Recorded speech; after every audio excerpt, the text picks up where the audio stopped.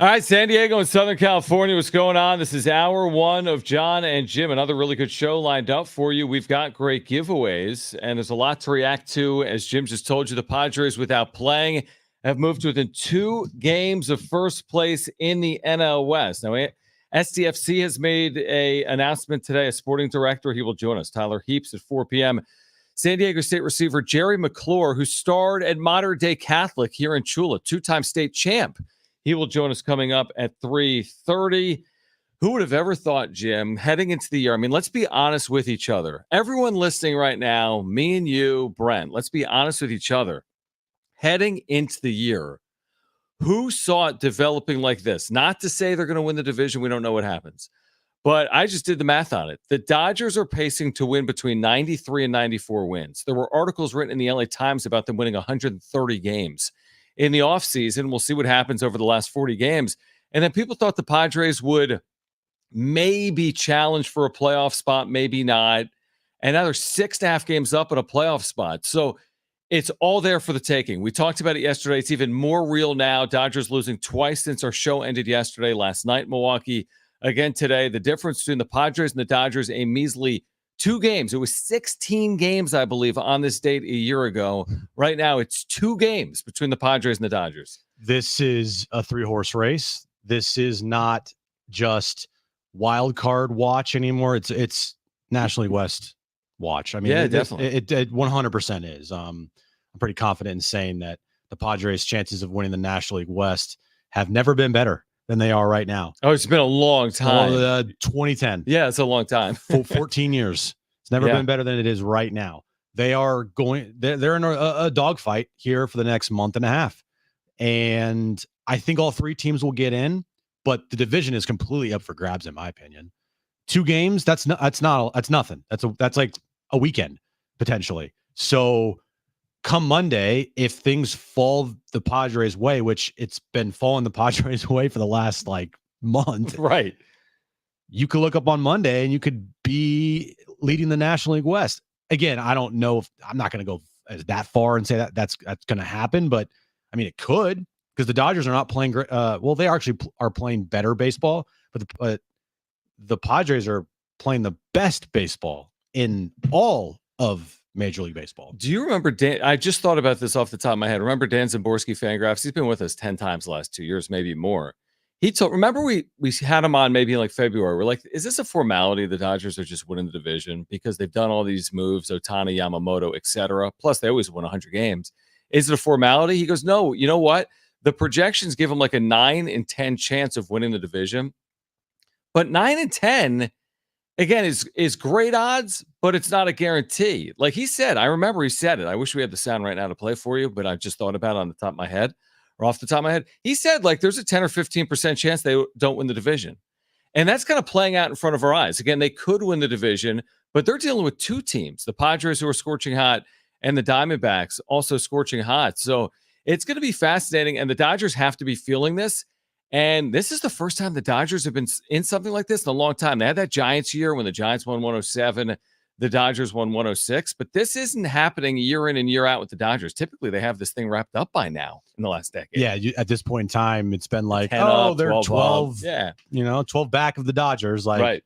It's just about the wild card. See what happened in the wild card. No, there's multiple paths now to the postseason. It's not just the wild card anymore. You have an opportunity, a legit opportunity, to not only win the division, but get home field. And oh, by the way, it's still out there that you could get the best record in the National League and be the 1 seed. That's right. It's all up for grabs now because of the streak that the Padres have gone on here and the stretch that they've had where they've played this isn't hyperbole, the best baseball in franchise history over this stretch of 22 games. And like you said, the best baseball in Major League Baseball. And so we say 2 games back, and like you just said, 1 seed's not out of the question. They're basically 2.5 games out of the 1 seed. Because Philadelphia's a half game better than the Dodgers. And they own the tiebreaker with the Dodgers because they won the season series versus them. But not with the Phillies. But that's how close it is, not just the top of the NL West, but to the top of the National League. 2 games, 2.5 games. By the way, the Padres this weekend get the Rockies. The Dodgers this weekend, I believe, get the St. Louis Cardinals. So, everything is stacking up right now. They're enjoying now. This is the only, if there's one thing that doesn't work perfectly for them, I would say, is that after today, 18 straight. Now, every team's dealing with it all year long, but they had all those off days for about a month. They took advantage of it all. They played their best baseball. Now it's 18 straight against reasonably good teams, not the Rockies and the Tigers, or maybe the White Sox are in there, but teams like Minnesota and the Mets, and the Cardinals and even the Rays. Like, there's some good teams in there. 18-18 is what they face on the other side of it, Jim. There's like 5 off days in the final 25 days of the season. They get through 18-18 within 2 games. I think they're going to find a way to do this. I really do. I think if they can stay in it, stay within 2 games over the next 18 days, I think they'll find a way down the stretch to do it. I really do. This is going to be fun, man. This is going to be fun. It's fun right now. It is fun right now, but from the standpoint of they're knocking on the door of being record-wise the best team in all of the National League. Like, that hasn't happened in a long time here. Yeah.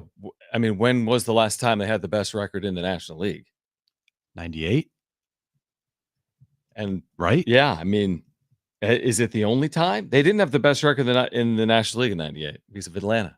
That's right. You know what I mean? So think about still that. Won 98 games. Which is great. But have they ever had the most wins in the National League? The answer is probably no, right? What about 84?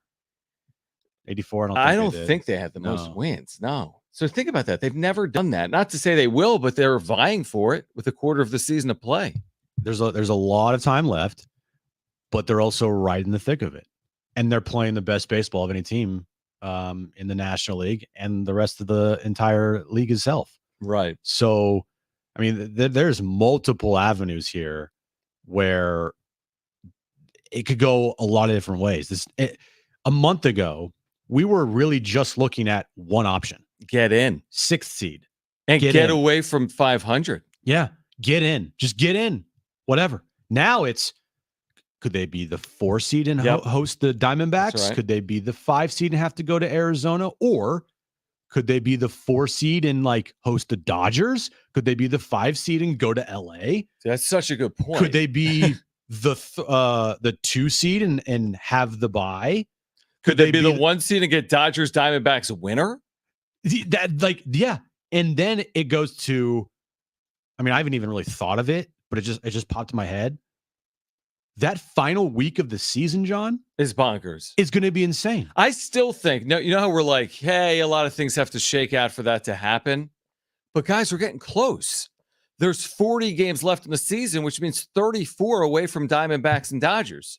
And it doesn't have to stay identical. You could gain 2 on the Dodgers or lose 2 on the Diamondbacks. I mean, even if all the teams are separated by 4 games with 6 to play, leaves open the possibility of anything. I mean, if the Padres entered the final 6 games, 3 back, well, what if they sweep someone? Then they're even. Or what if they're 3 up and they get swept by someone? So I think those 3 teams, I'd be almost surprised, Jim, if anything was fully determined with those 3 teams with 6 to play. Fully determined. Locked in. Yeah, I could see that. Because I assume they're within 6 games of each other. Yeah, unless, I don't know, the Dodgers fall off or one of these teams, the Diamondbacks fall off, or hope the Padres don't, but the Padres fall off. It's going to be interesting because it's also from the discussion that we'll probably have. Is it better to be the 1 seed and have the bye, or be in the wild card and not have the bye and keep playing if you're playing well? And, you're right. And we've both said, if you gave us the opportunity and the option to be the 1 seed or at least a 2 seed, bye, win the National League West, I'm choosing that every day of the week. I got to take it. Yeah, I'm taking it every day of the week, because the alternative is, say you're fighting for that 2 seed potentially, or even 1 seed, who knows? Say you're fighting for the National League West final week of the season, and you throw all everything at it, right? Right. You throw the final 3 days. That's a great point. Like Cease, King, Waldron, or whatever, or Musgrove, Darvish. Well, guess what happens on Tuesday if they you don't have those guys available to you? If they do not come away with winning the National League West or getting that bye, what are you going to do for the wild card round that starts 2 days later? Johnny Burrito. No, I'm kidding. But that's actually a conversation they would have. They'd be like, hey, we're a game back with 3 to play. Do we chase it down with all our might or not? Like, if Michael King or Dylan Cease is scheduled to pitch the final day of the season, and you're a game back or Like what you do. Win and buy. Yeah. I think you throw your best available pitcher. Lose and play Tuesday. True, but I think if it's win and buy, the risk, and we're getting ahead of ourselves. I know, way ahead of ourselves. Not way ahead, just ahead. The way they're playing, we're not getting way ahead. True. The risk, the reward's more significant than the risk if you're win and a buy, as opposed to lose and play 2 days later, in my opinion. And those conversations only can become reality if they continue to play like this and they just chug along and put their head down and, don't worry about everything happening around them, which they pretty much said in the clubhouse yesterday after the game. Like, hey, we see what's going on, but at the same time, who cares? Like, we're just in kind of autopilot mode, like I talked about yesterday, because they are winning at a rapid pace. Every little break that they get, they take advantage of. They have this feeling and confidence that no matter what, they're going to win the game. They're taking care of business at an elite clip. It's not just 2 or 3s. It's like sweep here, sweep there, like taking teams out of the postseason. Like Nationals, done. Pirates, done. Like that was essentially what happened in the last month here, where 2 teams were 3 games back of a wild card spot, and now they're done because of the Padres. Yeah, and like to your point where we're like getting ahead of ourselves, but the Padres are saying we're not. They went 19-3. Like, I don't want to fool our listeners if they're 11-11 in their last 22 and they're 2 games out of a playoff spot. Like, let's talk 1 seed. Well, that's stupid because that's not warranted. But you go 19-3, everything's on the table. No one else has gone 19-3 over the stretch. You might say, well, 19-3 doesn't make a season. Well, I'll counter with this. It's April 30th. Who has the best record in baseball? The Padres, by a lot right now.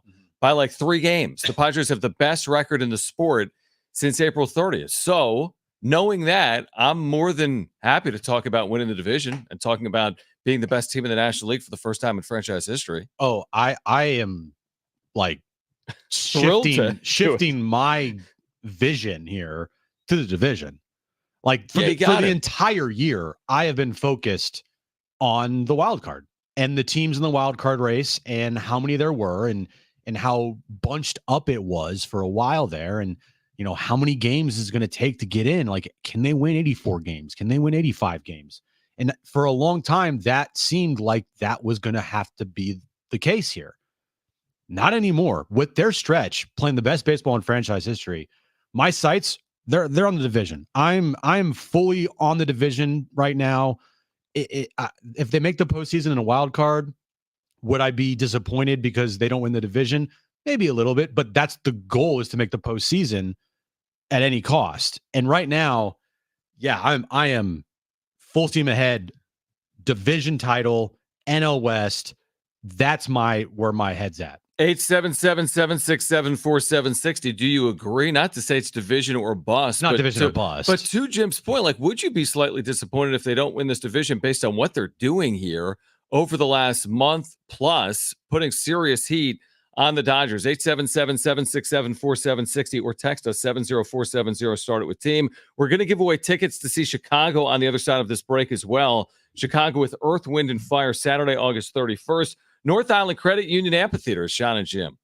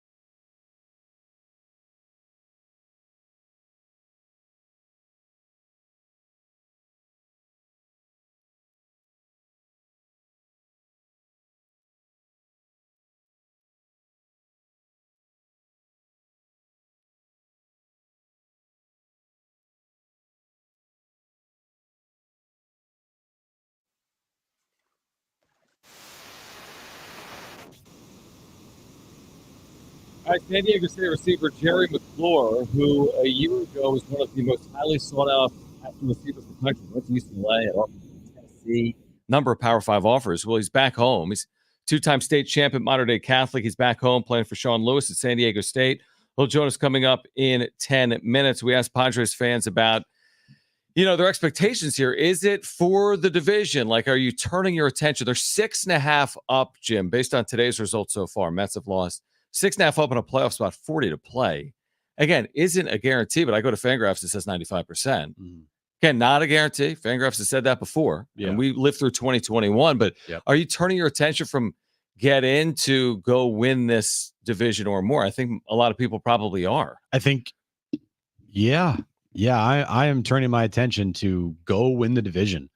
It's there. It is in arm's reach. You have done the heavy lifting. You've done the hard work to get to the point where it's a possibility. And now it's a legit possibility with 40 games to go. And you just got to keep playing your baseball. You're hopefully going to get Fernando Tatis Jr. back here soon. The trend lines are all up. Like it's not 2021 when at the same time in 2021 they had this almost exact same record.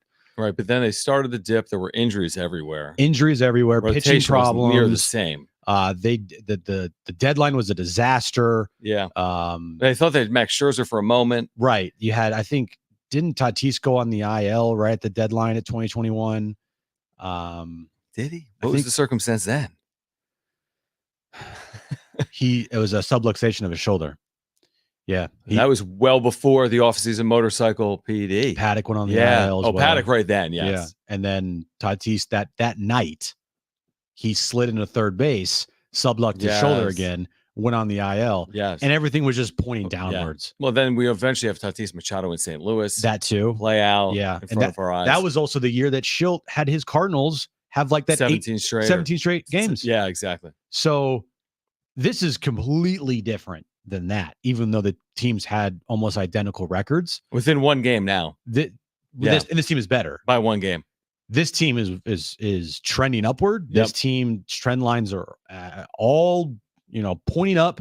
The confidence could not be higher, and they're just clicking. Everything they do, it just seems like it's working for them. So yeah, absolutely. For me, my sights are set on the division right now, and I think that is completely fair to do that. Honestly, I think, and again, is there a level of bias watching the Padres every single night and not watching the Dodgers every single night and talking to San Diego sports fans? I'll admit that. That's fine. But I do think we're about as fair and reasonable on this stuff as you're going to find.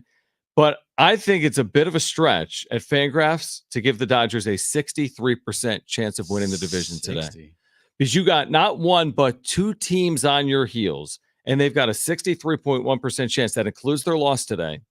They give the Padres a 21.3% chance of winning the division, which is good odds. I mean, better than 1 in 5. And they give the Diamondbacks a 15.6 chance of winning the division, which is 1 in 6. 60+% for the Dodgers. Again, I know their track record. I know their spend. I know who's on their team. I know what they're capable of. That to me seems a little high because it's not just one team, but it's two teams, and it's the two hottest teams in baseball that are coming after them. So I just pulled up the Dodgers schedule. Yeah, I know. It's all these winning record teams, right? They face St. Louis this weekend. Then they come home for a long homestand, but they face Seattle, Tampa Bay, Baltimore. Then they go on the road to face Arizona for 4. They face Cleveland. They face Atlanta. And then the final series of the season, they have the at home versus the Padres. Is that it? There's no Tigers, White Sox, something littered in? There is. I only named the good teams. Okay. They play Miami, they play Colorado, they play the Angels in there, but that's it. So they have 4 against Chicago. They have 4 against the Diamondbacks, and the Padres have 3. Right. And then the Padres and Dodgers meet for a 3-game series. So that's the extent of the head-to-head is my point. It's limited head-to-head. And the kind of crappy thing is that 6 of their final 9 games are against the Rockies. So they close with Colorado at home, Padres at home, Colorado on the road. Right. So, yeah, there's even a scenario where they head into the final 9 games, like a game or 2 back, but then they go 6-0 against Colorado. Yeah. I mean, possibly. Yeah. That could be the determining factor here. And of course, it is Colorado that they have for Yeah, 6 of their final 9 games. I'm not sure what the Rockies will have to play for on September 25th. They're not playing for anything right now. They are already setting up their draft 1, 2, 3 picks. Cancuns, draft, vacation spots. Like, it's all once. Can you imagine if it came down to the Rockies beating the Dodgers for the Padres to win the division, by the way? I hope Austin Gomber's on the mound for that one. Right? It'd be payback for that year that dude never touched the Well, plate. that too. Yeah. That holiday. That's a good point. That dude. What do you got, That Brian? dude, that guy. Well, I The was name we do not mention. Yeah, Right, he's like exactly. the Voldemort of MLB. I was just comparing the Padres schedule with the Dodgers schedule. When the Dodgers have that 4-game series against the Diamondbacks, the Padres have 1 game against the Cardinals, 3 against the Rays. So they could pick up, while the Diamondbacks and the Dodgers are beating each other up. Well, there's 4 guaranteed losses in there for the 2 teams. That is true. And they play, all those teams are on paper beatable. It's true. And then they play the Tigers after that. All right, here's what we're going to do right now because we have giveaways all day long. Caller 3, you're going to see Chicago with Earth, Wind, and Fire Saturday, August 31st at the North Island Credit Union Amphitheater. Call right now. Caller 3 to 877-767-4760. That's 2 free tickets to see Chicago with Earth, Wind, and Fire Saturday, August 31st at the North Island Credit Union Amphitheater. On the other side, a San Diegan back at San Diego State, wide receiver Jerry McClure, 2-time state champ at Modern Day Catholic, will join us next on Jon and Jim.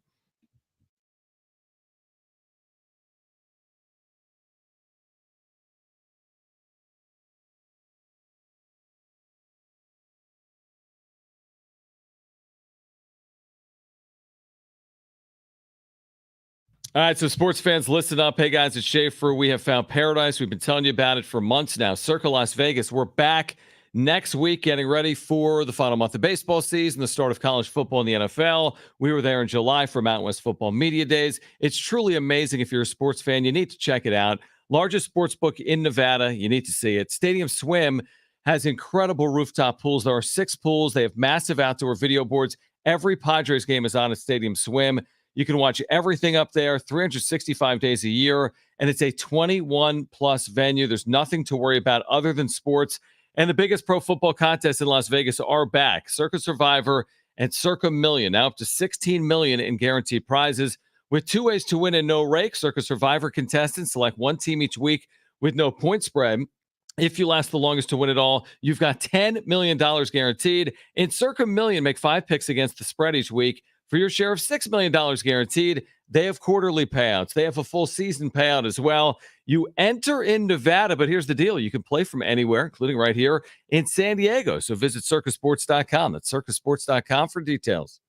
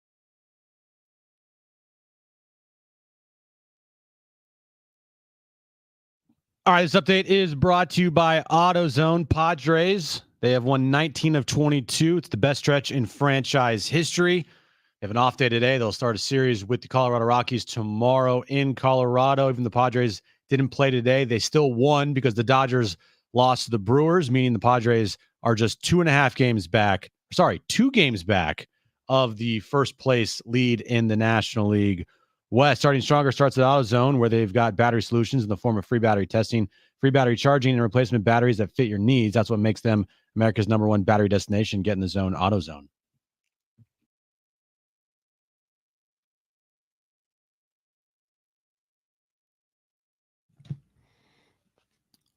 All right, we're going to try to connect with Jerry McClure, San Diego State receiver, who, again, was at UCLA his freshman year. He redshirted last year. He's a 2-time state champion at Mater Dei Catholic.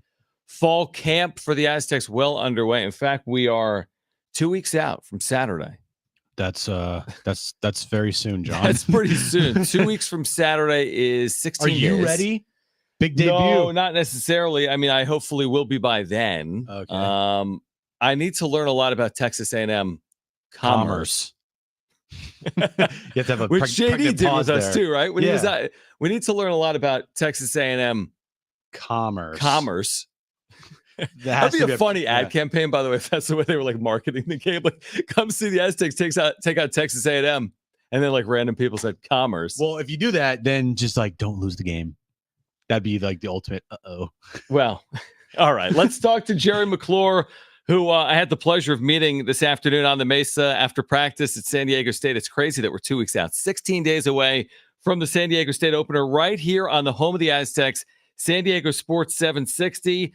Jerry, first of all, thank you for taking time for us. And I guess secondly, welcome home. After a year at UCLA, back in San Diego County, what's it like for you to be back, and how has fall camp gone so far? And thanks for joining us. Yeah, thank you for having me on. It's been wild being back home, seeing my family, seeing all the guys that I went to high school with, and definitely having a closer connection to the guys on the team.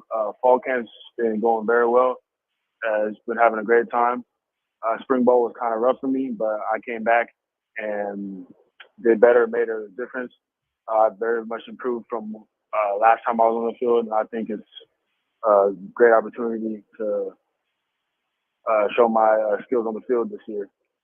For this offense, what excites you the most about it going into the season? What excites me most, I think, really just having an opportunity to play with the guys on the field that I've made connections with over the course of the practices, all the hard grooming work that we put in, not just on the field, but also off in the meeting rooms, especially. Jerry McClure with us right now. Again, San Diego State receiver who started Mater Dei, spent last year at UCLA, is back now in San Diego at San Diego State. How do you describe your specific skill set as a receiver? Obviously, one of the most accomplished receivers coming out of San Diego County in a long time. How do you describe your abilities on a field? I would say my ability on the field, I would say they're pretty raw. Really, I haven't played football that much, but I feel like my ability is raw to the point where once I learn something, I add that to my skill set. So it's just like a adding on skill set. I multiply what I've learned. I don't have a specific quality that sets me out from others. I would say I would be like adapting. I've said before, which is probably, I think, is a really good skill set to have, just in areas of improving, which is a great deal to have as well. When it comes to the quarterbacks, that's a big talking point here this season. How is your relationship with the quarterbacks and how they've looked in camp so far? My relationship with quarterbacks are really actually very well. Before I knew them as quarterbacks, we became really good friends as well. So I think that makes a really big difference in how we are on the field as well.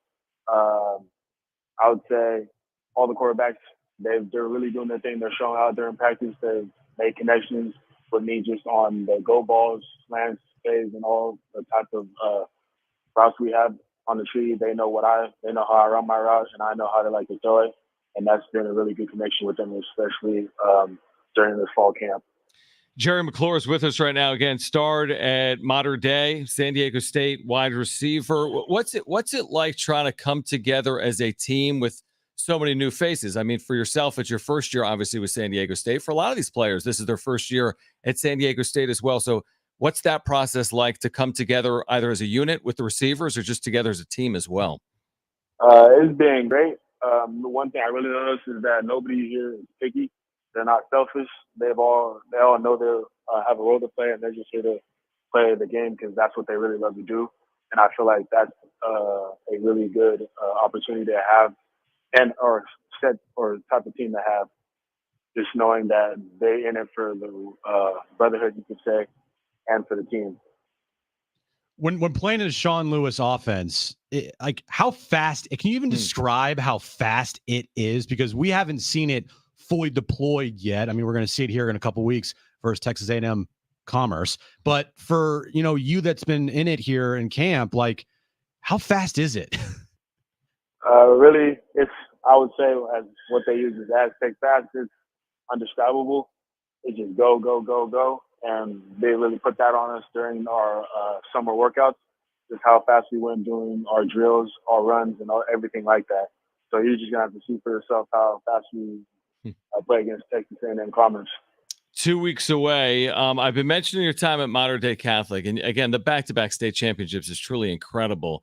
Is there a specific moment that stands out above the rest in terms of your time in high school here in Chula?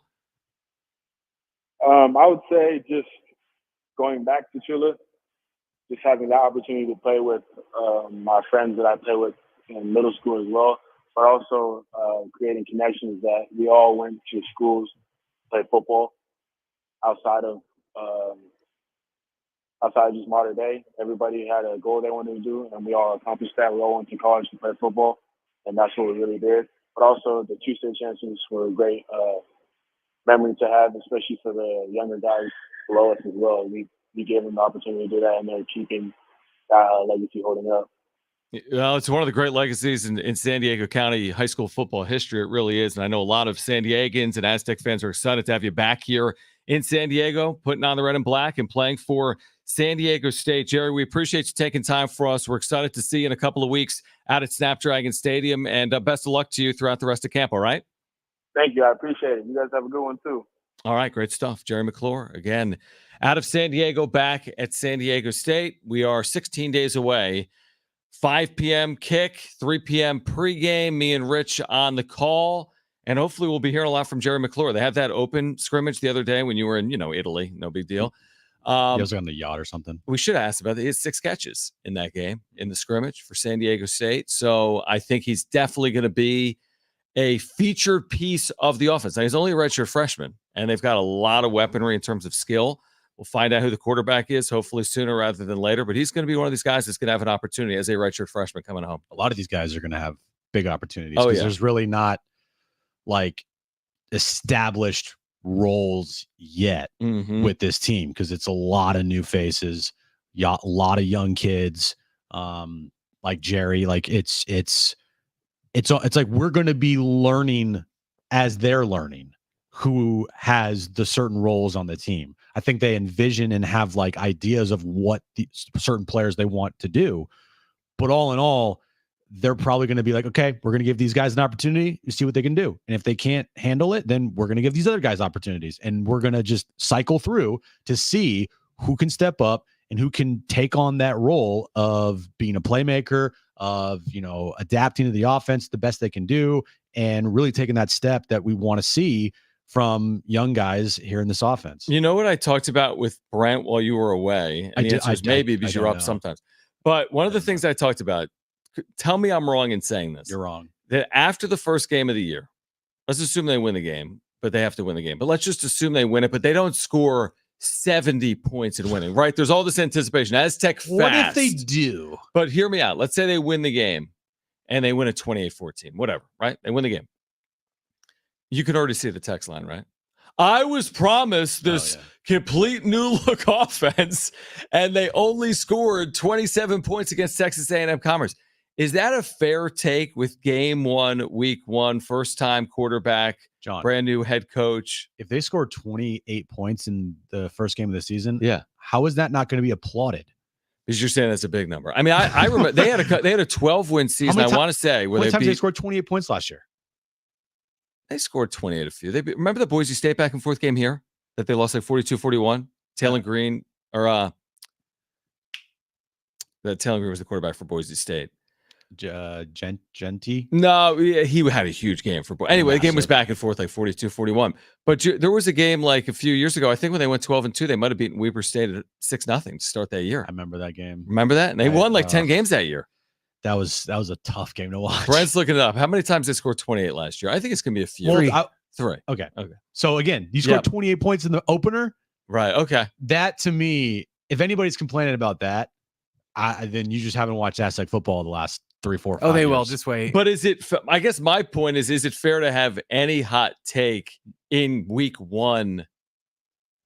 You know what I mean? Like, are we really putting our foot down and be like, this is what it is? I mean, it's week one of the we know there's no definitive hot take because it's all new. Yeah, exactly. It's all new. We've said it from the jump. Like, if it's going to take a bit, and you have to kind of like go through the growing pains with this team because it's not a fifth-year quarterback in the system. You can't expect them to go out there and put up 70 or whatever some crazy number is. Right. But if they do, they'll be like, all right, 70 every week. 70 is a crazy number. Then if they score 70 against Boise and Oregon, everything's going to be perfect. I just want them, like, in a perfect world. I see it in the chat. Murray says, final score 45-3. Like, if they just go out there, and I'm not saying that this will happen, but what if it did? What if they went out and they won 38-7?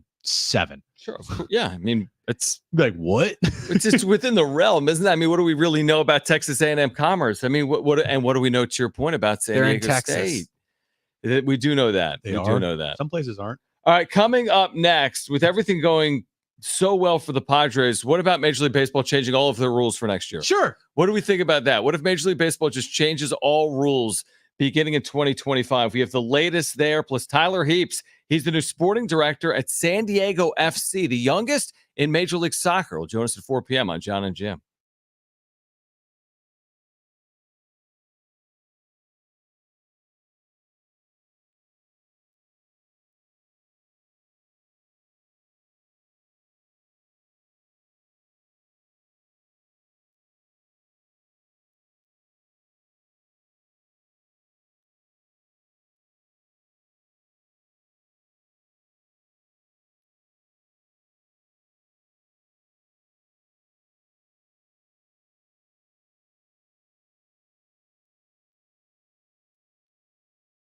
All right, hey guys, us again, Jon and Jim, and we're coming up on a great time of year, heading towards the baseball postseason, football season right around the corner. And with Underdog Fantasy, you can win 325 times your money just by choosing higher or lower on your favorite player's stats. Yeah, we've been playing Underdog Fantasy for a long time. It is super easy, super simple. Just download the Underdog Fantasy app on your phone.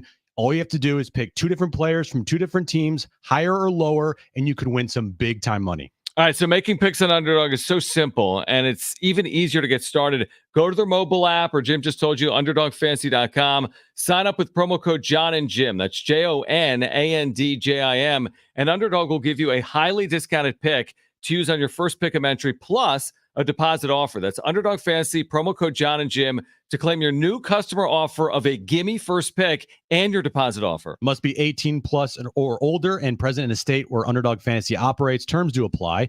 Concerned with your play? Call 1-800-GAMBLER or visit www.ncpgambling.org.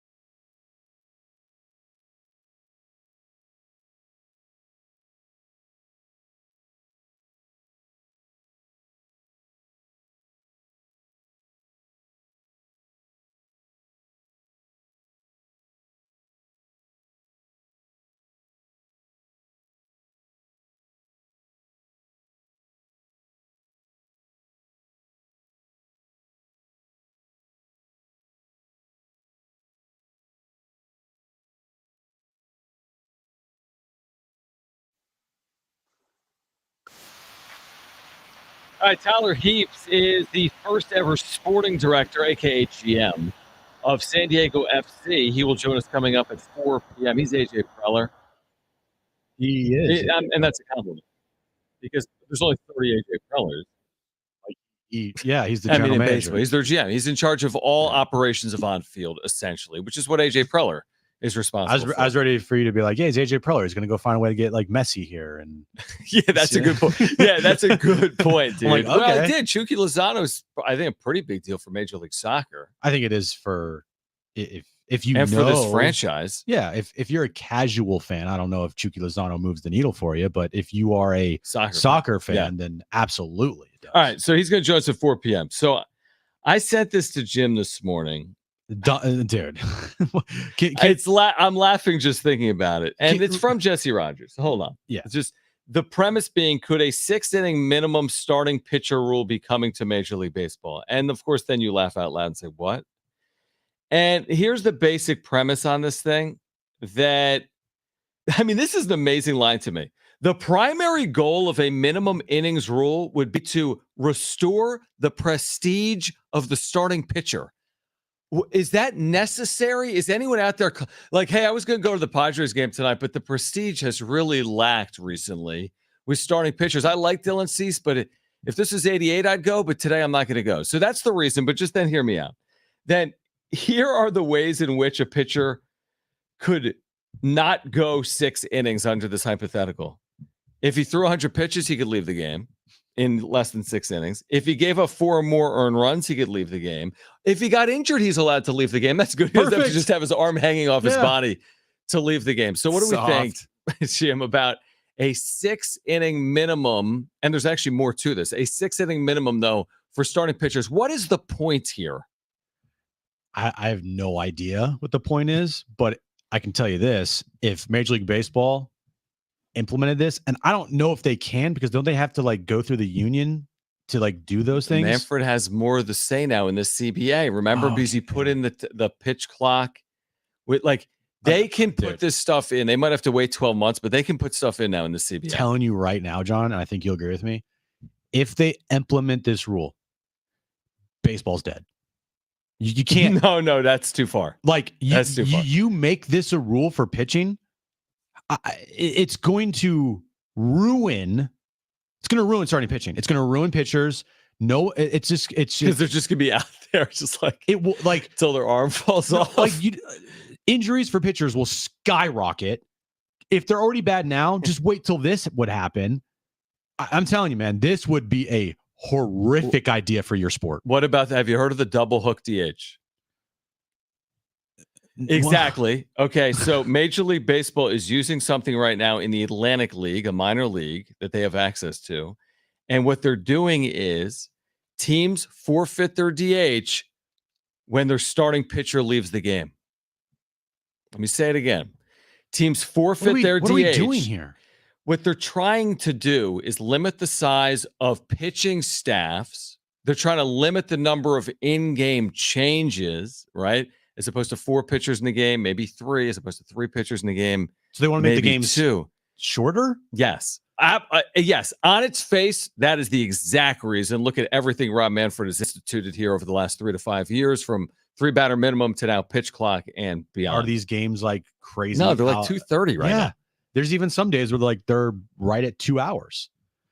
They implement this rule, it's going to be a disaster for the sport. Disaster. I just think it's pointless. There's no point in it. Nobody's clamoring for it. No one's saying, hey, we need to change this. Well, sure, I wish starters, went farther into games, but all their rules and like classification. Right. Well, sure, I don't think they need to go back to the Nolan Ryan days of throwing 150 pitches a game or anything, but it'd be nice to see more guys, go 6 innings. This will ruin the sport. But that's probably I just think it's pointless because all their classifications for, oh, well, you don't have to pitch 6 if you do this, those already apply. Here's how if Paul Skeens goes out and gives up 7 runs in the first 2 innings, guess what? They're not going to leave him out there. They're going to pull him out. Right. If Blake Snell has 100 pitches in 4 innings, they're going to pull him out. They don't need permission. They're already doing those things. So why do we need a rule to give them permission to do stuff they're already allowed to do? It makes no sense. I don't understand why My they're even brain hurts discussing. now. I don't know why they're discussing this. Well, real quick on this DH thing. It's all stupid. What's wrong with the the Atlantic game? League? If your starter doesn't go 5, you lose your DH. Now, what does that mean? Who comes in? What do you mean you lose your DH? Your pitcher has to bat again. That doesn't make any sense.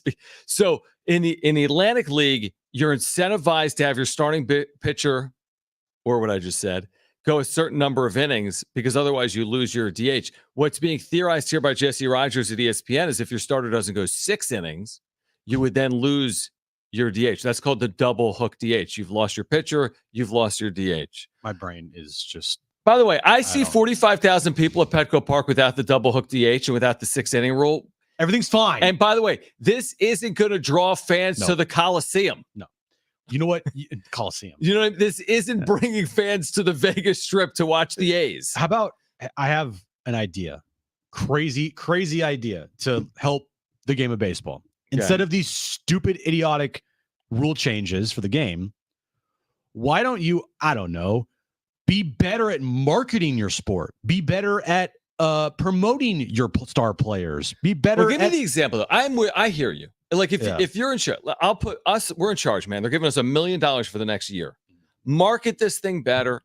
Make this sport more prevalent and relevant. I think what needs to happen. It's a start. It's not going to change like a lot, but Tatis was kind of breaking through when he in 2021. Definitely. And it was the national commercials. He was the face of Gatorade, the first baseball athlete to be the face of Gatorade since Derek Jeter. Long time. And then S hit the fan, and we all know what happens there. Yep. I'm sorry. I'm watching television. I'm watching whatever. So more national. And I don't see anything nationally for any baseball player besides maybe Aaron Judge. That's a good one. It's like you can't have, like, I don't know, Mike Trout in his prime on national TV ads is a good example 10 years ago. Like if Paul Skeens is the guy that you want to market so badly, why isn't Paul Skeens on a bunch of commercials? Why isn't Jackson Merrill in a bunch of commercials? Why isn't Shohei Ohtani more out there? Like, because it isn't nationally relevant. Is Jackson Merrill the Q score? Like how LeBron James in Baltimore, people know who he is, right? In Baltimore, Maryland. Jackson Merrill in Baltimore, Maryland's Q score is not high. Nobody knows who he is. One does. Everyone knows who he is here. Yeah.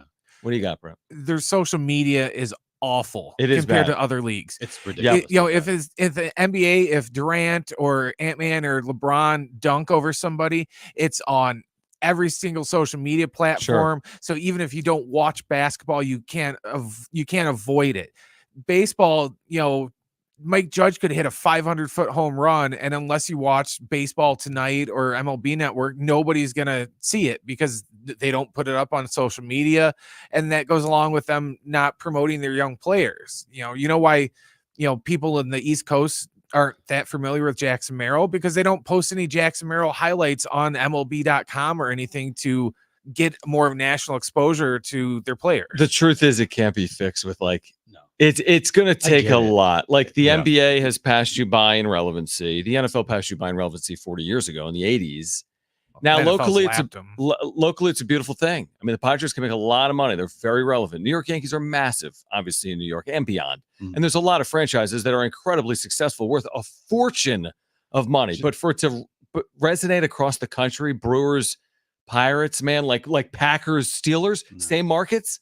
And doing these types of rule changes is not going to help your sport. It's going to make people even more confused. And just real quick, like as far as a relevancy standpoint goes, the NBA on Twitter, and it's not the end all be all, but I mean, it's followers. You're going to tell me it's got 47 million followers. You know how many baseball has, John? 19.1, 11.8, and that's from the league perspective. That's the league. Is kind of surprising. And then the NFL has 36. NFL is less than the NBA as a league. That's crazy. What the NBA does a fantastic amazing job on they digital social media, and their players are so relevant. There's so many storylines. LeBron is the biggest athlete of any athlete in any major sport in the U.S. In the U.S. 70470. Start it with team if you agree with that. Tyler Heaps, San Diego FC's first sporting director. He'll join us next.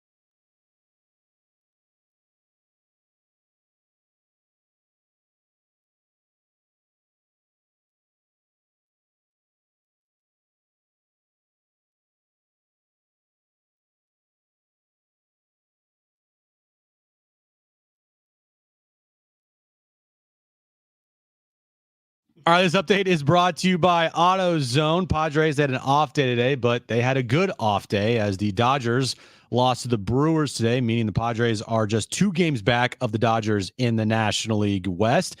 Tomorrow, they start a 3-game series with the Colorado Rockies, and they start a stretch of 18 consecutive games without an off day. Starting stronger starts at AutoZone, where they've got battery solutions in the form of free battery testing, free battery charging, and replacement batteries that fit your needs. That's what makes them America's #1 battery destination. Get in the zone, AutoZone. Getting you all set for that drive home. Let's just start the show. Here's Jon and Jim. All right, San Diego and Southern California, what's going on? This is hour 2 of Jon and Jim. We are with you until 6 p.m. We have great giveaways over the next couple of hours, including tickets to see Def Leppard and Journey Summer Stadium Tour with the Steve Miller Band Friday, August 30th at Petco Park. So be listening this hour for your chance to win those tickets. It's great to have Tyler Heaps with us. He was officially named today San Diego FC's first sporting director, and for casual soccer fans, which includes me and Jim, I think, that's basically the general manager of San Diego's new Major League Soccer franchise here. So, Tyler, first of all, congratulations. And I guess, secondly, where do you go from here? What is the order of business with 2025 so rapidly approaching? And thanks for hopping on.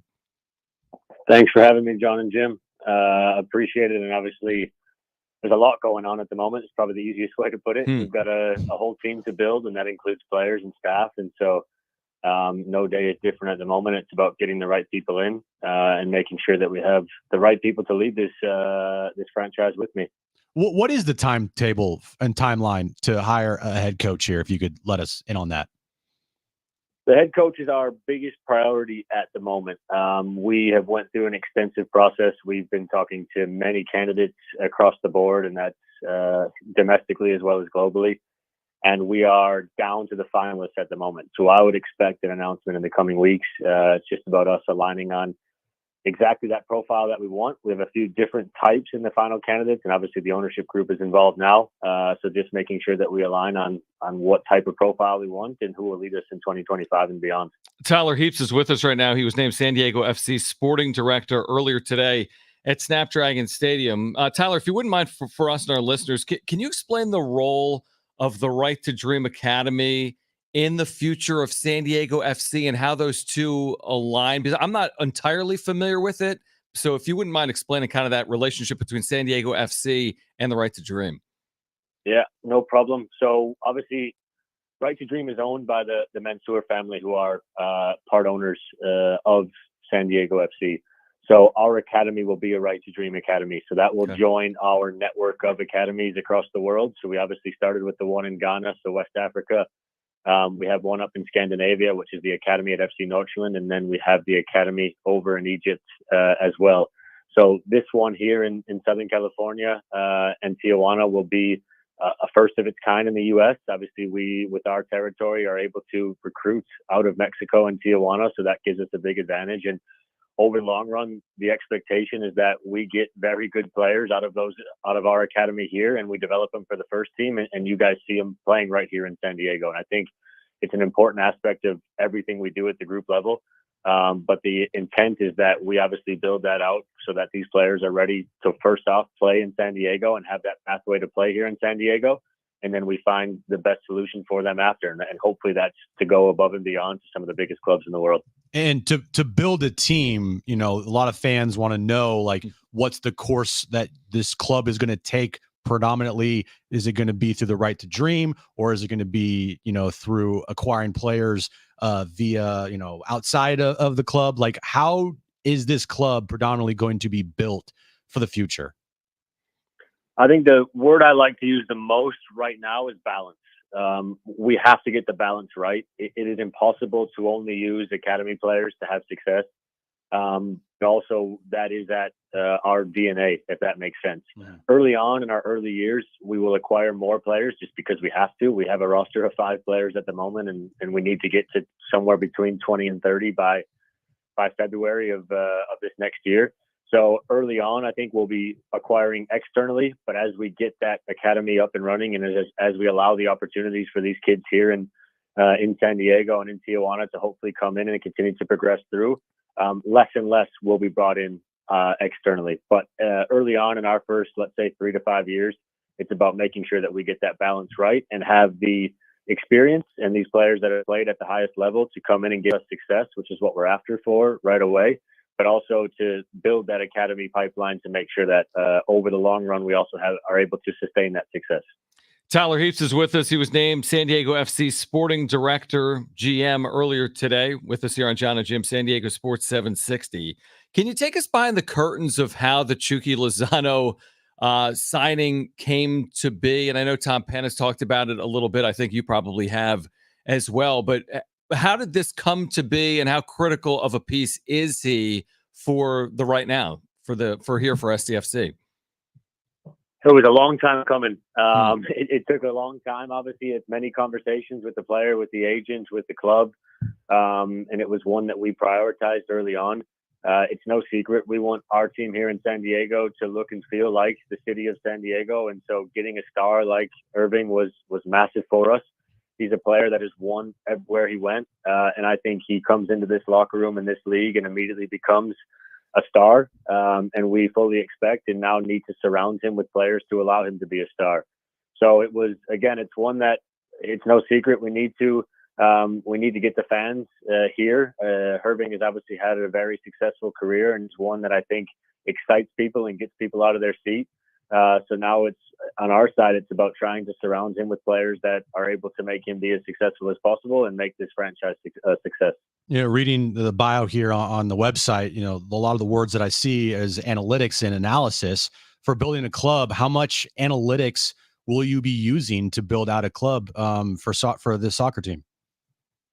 Yeah, look, for me, it's less about the word analytics. It's more about efficiencies, and it's more about minimizing risk. My background is in finance, and so I look at sport the way I look at investment and everything else, obviously, where you're trying to make the most intelligent decisions. So from our side, in a footballing standpoint, we are signing a lot of players at the moment. So how do we try to minimize that risk as much as possible? We won't have all 20 to 30 of our players on the field together until sometime in February, March, or April, obviously, until the transfer window closes. So how do we use data to understand which types of players we're bringing in? How do we use that information to decide who can fit in our style of play and can play in the way that we want to? So it's about trying to be as efficient and then also to minimize risk as much as possible. And I think data plays a key role in doing that for us. It's interesting you say that. Tyler Heaps is with us, SDFC Sporting Director. I also saw, maybe you said it today because I saw from our buddy Darnay Tripp, that you were kind of pushed towards analytics after watching the movie Moneyball. We've talked about analytics in baseball for forever. And this, kind of general idea, hey, the more often you're on base, the better your team has a chance of winning. Does it apply through the sports? Like, again, baseball has been very analytically driven. Is soccer on field analytically driven, or is that still like a kind of nouveau, so to speak, and still being developed out? It's a great question. It's no secret that baseball is very binary. Yep. Right? Every pitch is either a ball or a strike, right, or the ball's in play. And soccer is not like that. It's a very fluid sport. So it's about trying to find things that you value in a club or in a team. There are many numbers, and whether that's passes, whether that's shots, these things are all coming into soccer at the moment. And those that information, visualization, that data is there to obviously allow you to make decisions that you think allows your team to win. So from our standpoint, we want to be very ball dominant. So we look at things such as field tilt. So where are our passes happening? Are we doing them in the right areas? Are we taking efficient shots? Are we creating chances that are of high quality or low quality? Because at the end of the day, soccer is a very low scoring game. But if we can use information to allow us to set ourselves up for success in the future, that's how we would use it to track our on-field success and how we continue to build this club. I do feel like this goes hand in hand, exciting brands with atmospheres. And for you, building an exciting brand on the field is going to probably translate a lot to the atmosphere that you'll be getting at Snapdragon Stadium. Have you thought about like how those two are going to go together to make sure that you build a not only a winning brand, but an exciting brand on the field, so you get to have the crazy atmosphere that Snapdragon Stadium could have for this club? Yeah, at the end of the day, we're in a business that we need to excite and we need to entertain the fans. And I think we will have a style of football that does that. And that obviously it stands now on my shoulders as we look for a head coach as well to make sure that we are something that excites this city. As you're well aware, that Snapdragon is probably one of the biggest stadiums in MLS, and so that is going hand in hand in terms of our investment in players and making sure that we have a team that this city wants to see. Obviously, we can't wait to get there in February and March, and we can't wait to have our supporters group roaring for us. And our season tickets obviously are on sale this week, and we would love it if fans can kind of put that support behind us, and we'll continue to try to push this thing forward. But look, at the end of the day, we need to make sure that we are a product on the field that people want to see. And I think that will translate to the players that we bring in, but also the style that we play in front of the supporters group. Tyler, final one for me is a little bit big picture just on the city of San Diego, on like the relevancy scale of soccer. It feels like a completely unique market in this country with our proximity to the border. There's so much passion for it. You see some of the TV numbers that come out for international and MLS soccer as well. Like, what makes San Diego special from an MLS perspective, in your opinion, or what separates it apart? I think that what you just said makes this role so attractive and so exciting for me, because San Diego, the soccer and football community here, it's been here. And our job is to obviously, how do we take that and continue to grow it? And there's obviously the Wave right down the street, and they're doing a fantastic job. But obviously our role as San Diego FC is how do we continue to support that? And how do we provide a pathway for these kids from San Diego and Tijuana and allow themselves to see themselves on the pitch? Because there have been fantastic footballers that have come out of this city. Unfortunately, they've more often than not had to go somewhere else to play at the highest level. So we want to be a platform, and we want to be an organization that allows the community to see themselves in us. And it's a fantastic opportunity because, look, the climate is perfect here for football. We should be able to play the way we want whenever we're at Snapdragon Stadium, because the field conditions should be immaculate and the weather doesn't hinder us here as some other MLS cities do. So we're really looking forward to getting started and getting out in front of those fans here at Snapdragon. I said final question, but I had a question off our text line asking, will there be more designated players? Is that the expectation for the club between now and the start of 2025? Will there be more players like a Lozano in that designated category? Yeah, I think there will. Obviously, MLS right now, there's a lot of changes going on in the league, and the rules never seem to stay stable, but we're keeping an eye on those. We're in conversations right now with one or two other possibilities who could be joining us. There's obviously also the U22 initiative, so we're taking a look at what those 2002 and younger players look like. But I think you can fully expect to see somebody else that can come in and contribute right away and lead to the success here. Tyler, congratulations, man. 33 years of age, youngest sporting director in Major League Soccer, the new sporting director for San Diego FC. We appreciate you hopping on here. San Diego Sports 760. Best of luck, and let's do it again soon, all right? Thanks, man. Yeah, appreciate that, guys. Thank you very much. All right, great stuff. Tyler Heaps, again, 33. SDFC is 33, which means he's done more at 33 than we've done at older than that. Right. Although, has he been to Italy and Switzerland? The answer is yes. Probably. By the way, he was in Paris for the Olympics. I was reading his bio. He is actually due to be. Listen to this, Jim. I didn't bring it up because I didn't bring it up, but listen to this real quick. Hold on. It's in this article. It's in the UT. He's getting married to, I think, the captain of the women's national team. Oh, must be nice. And it's one. It's like everyone's getting married. The gold medal team. The gold medal team. Wow. He's getting married to. Let me find it. I'm not terribly familiar, obviously, with women's soccer, other than maybe the Wave. But let me find this right here. He's getting married to women's national team captain Lindsay. Is it Horan? Horan. She plays for Lyon in France. So she plays for Lyon, and he's the sporting director at SDFC. They're getting married December 28th, which is right before like drafts and training camps and a month before everybody's crazy. We got to do this before everything gets going here. Yeah, I don't know where they're getting married. Getting married on Lake Como? Wouldn't that be amazing? Can we get an invite, Tyler? Probably, dude. Trust me, I do. I know all the spots. I know everything. Like, just if you need any help, just ask me. He was in Paris in time to watch the gold medal game Saturday. So you guys crossed paths. Seriously, this past week. You were in Paris on Sunday. I was on Paris on Sunday. Yeah. Honestly, you guys may have been on the same flight. I kid you not. Like, I'm not kidding. Bro, I traveled like But didn't you leave from Paris? Commercial.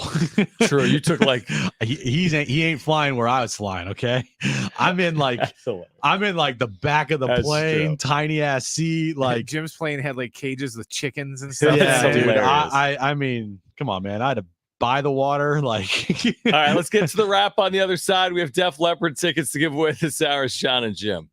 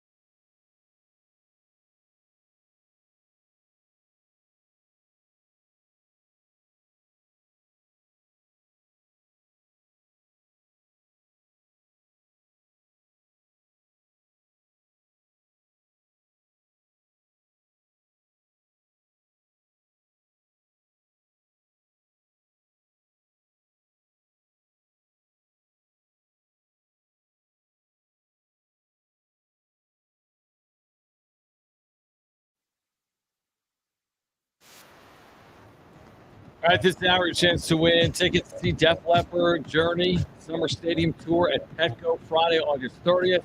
Special guest, the Steve Miller Band. You know anything about Steve Miller Band? I know Brett will. Steve Miller Band. That's Oh, real guys, bad. they're going to say, do you know who I think of? I think it's Steve Miller Band. Steve Miller.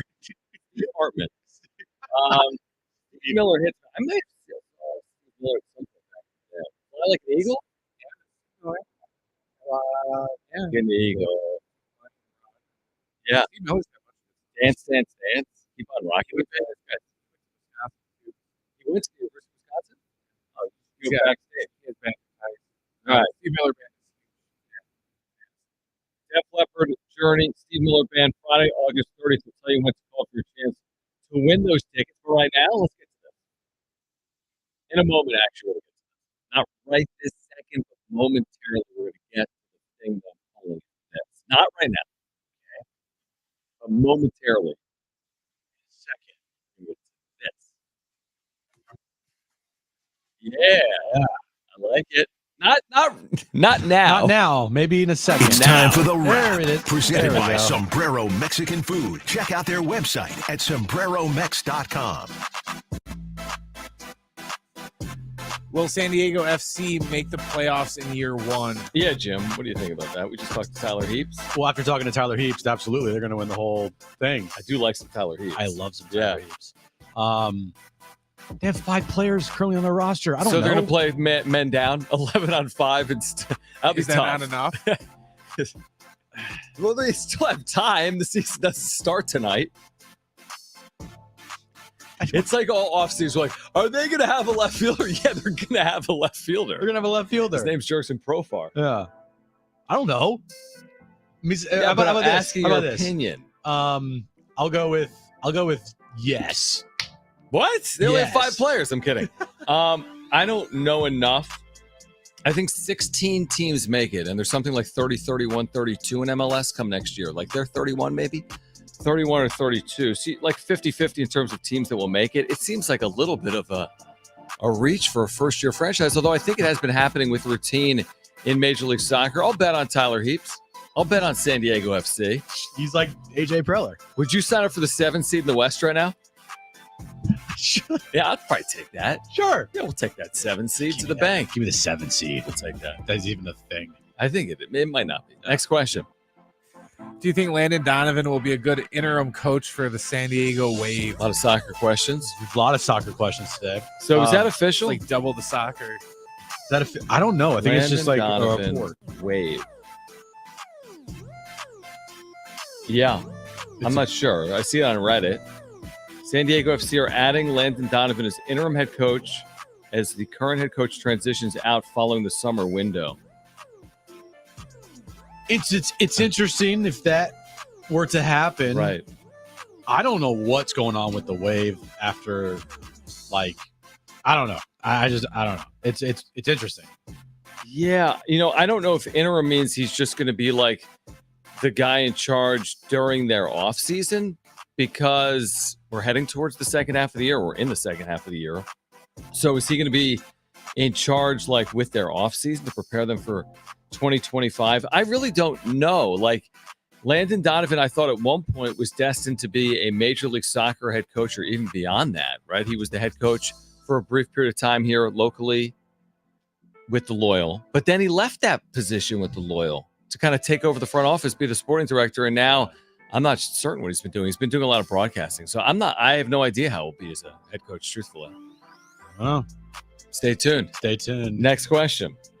Who should be the starting QB for the Aztecs? I'm gonna go with AJ Duffy on this one.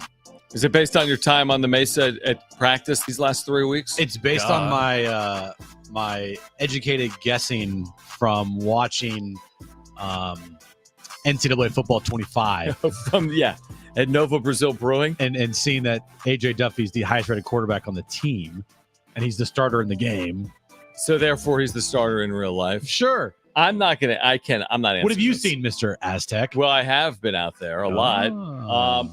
Here's the thing. I'm not going to answer it because they're going to have an answer on it, I'm sure, sooner rather than later. They've got a scrimmage tomorrow. That means John knows. And I have no idea. I mean, I don't even think they know, truthfully.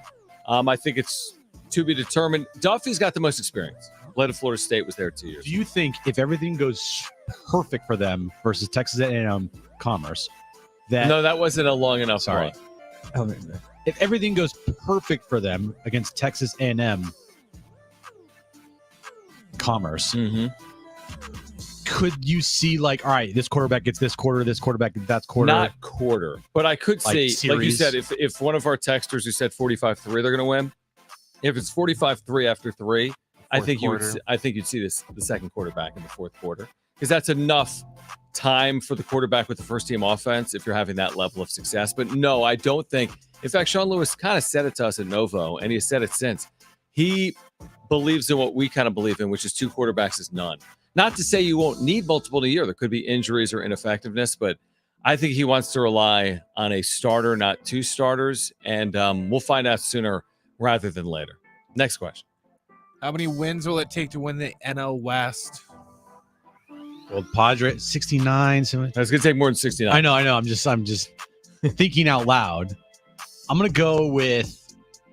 You're going to have to help me on the math here. Just say the number of wins. 94. 94? I feel like that's low with 2 teams vying with you. 94 is 94 and 68.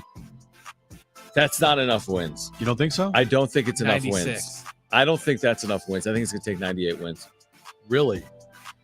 I do, but then again, how are the Padres going to get to 98 wins? That would require 29 and 12 finish. Okay. Like That's the hard to Dodgers would need to do. go 28 and 12 or 27 and 12 to finish it with 98 wins, if I'm not mistaken. Okay, then I'm with you on 96. You got 3 teams playing really well. how None about- of them are going to get to 96. Let's just put it in the middle, 95. No, the middle of 94 and 98 is 96. Well, the middle of 94 and 96 is 95. You say 95, I say 96. You're way off But base. I said 94. You're way off base with 94. I said 96. I don't think 94 is enough, guys, with 3 teams. It's not like just 3 teams with this record. It's 3 teams all playing well. Ask me. On the final day of the season, when 3 teams have Guys, it's 94 going to take wins. 98 wins to Yeah. win the division as the team has 97. Here's the right now. amazing thing. It's not going to take 100.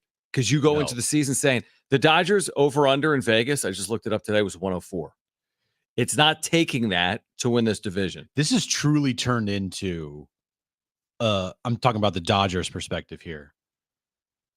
It's easily World Series or bust for them. Has to be, especially Easily. with this regular season that's been kind of blah. And this regular season is not going the way that they expected, for Mhm. sure. With all the money they spent, Ohtani, Yamamoto, like to be here in a dogfight for the division. Now, again, will anybody be complaining with the Dodgers if they made the postseason as a wild card and then won the World Series? No. No, not Dodger fans if that happens. If that happens, Of course not. But-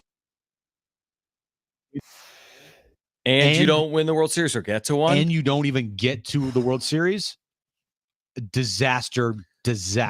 I'm glad you said it. On the other side, you said World Series or bust for the Dodgers.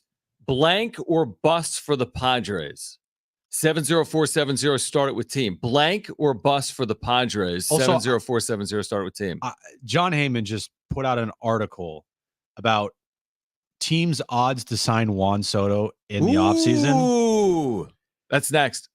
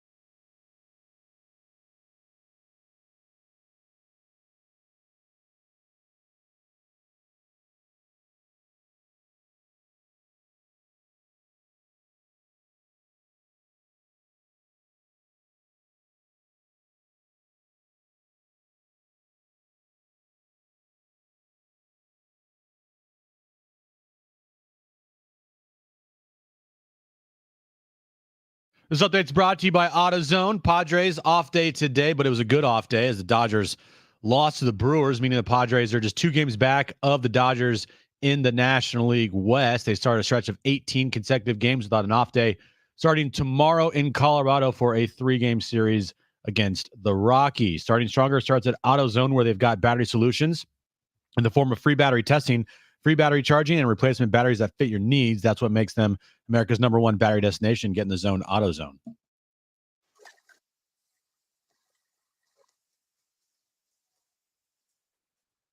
All right, 70470 started with team. We said, Jim said, World Series for free. What is it for bus?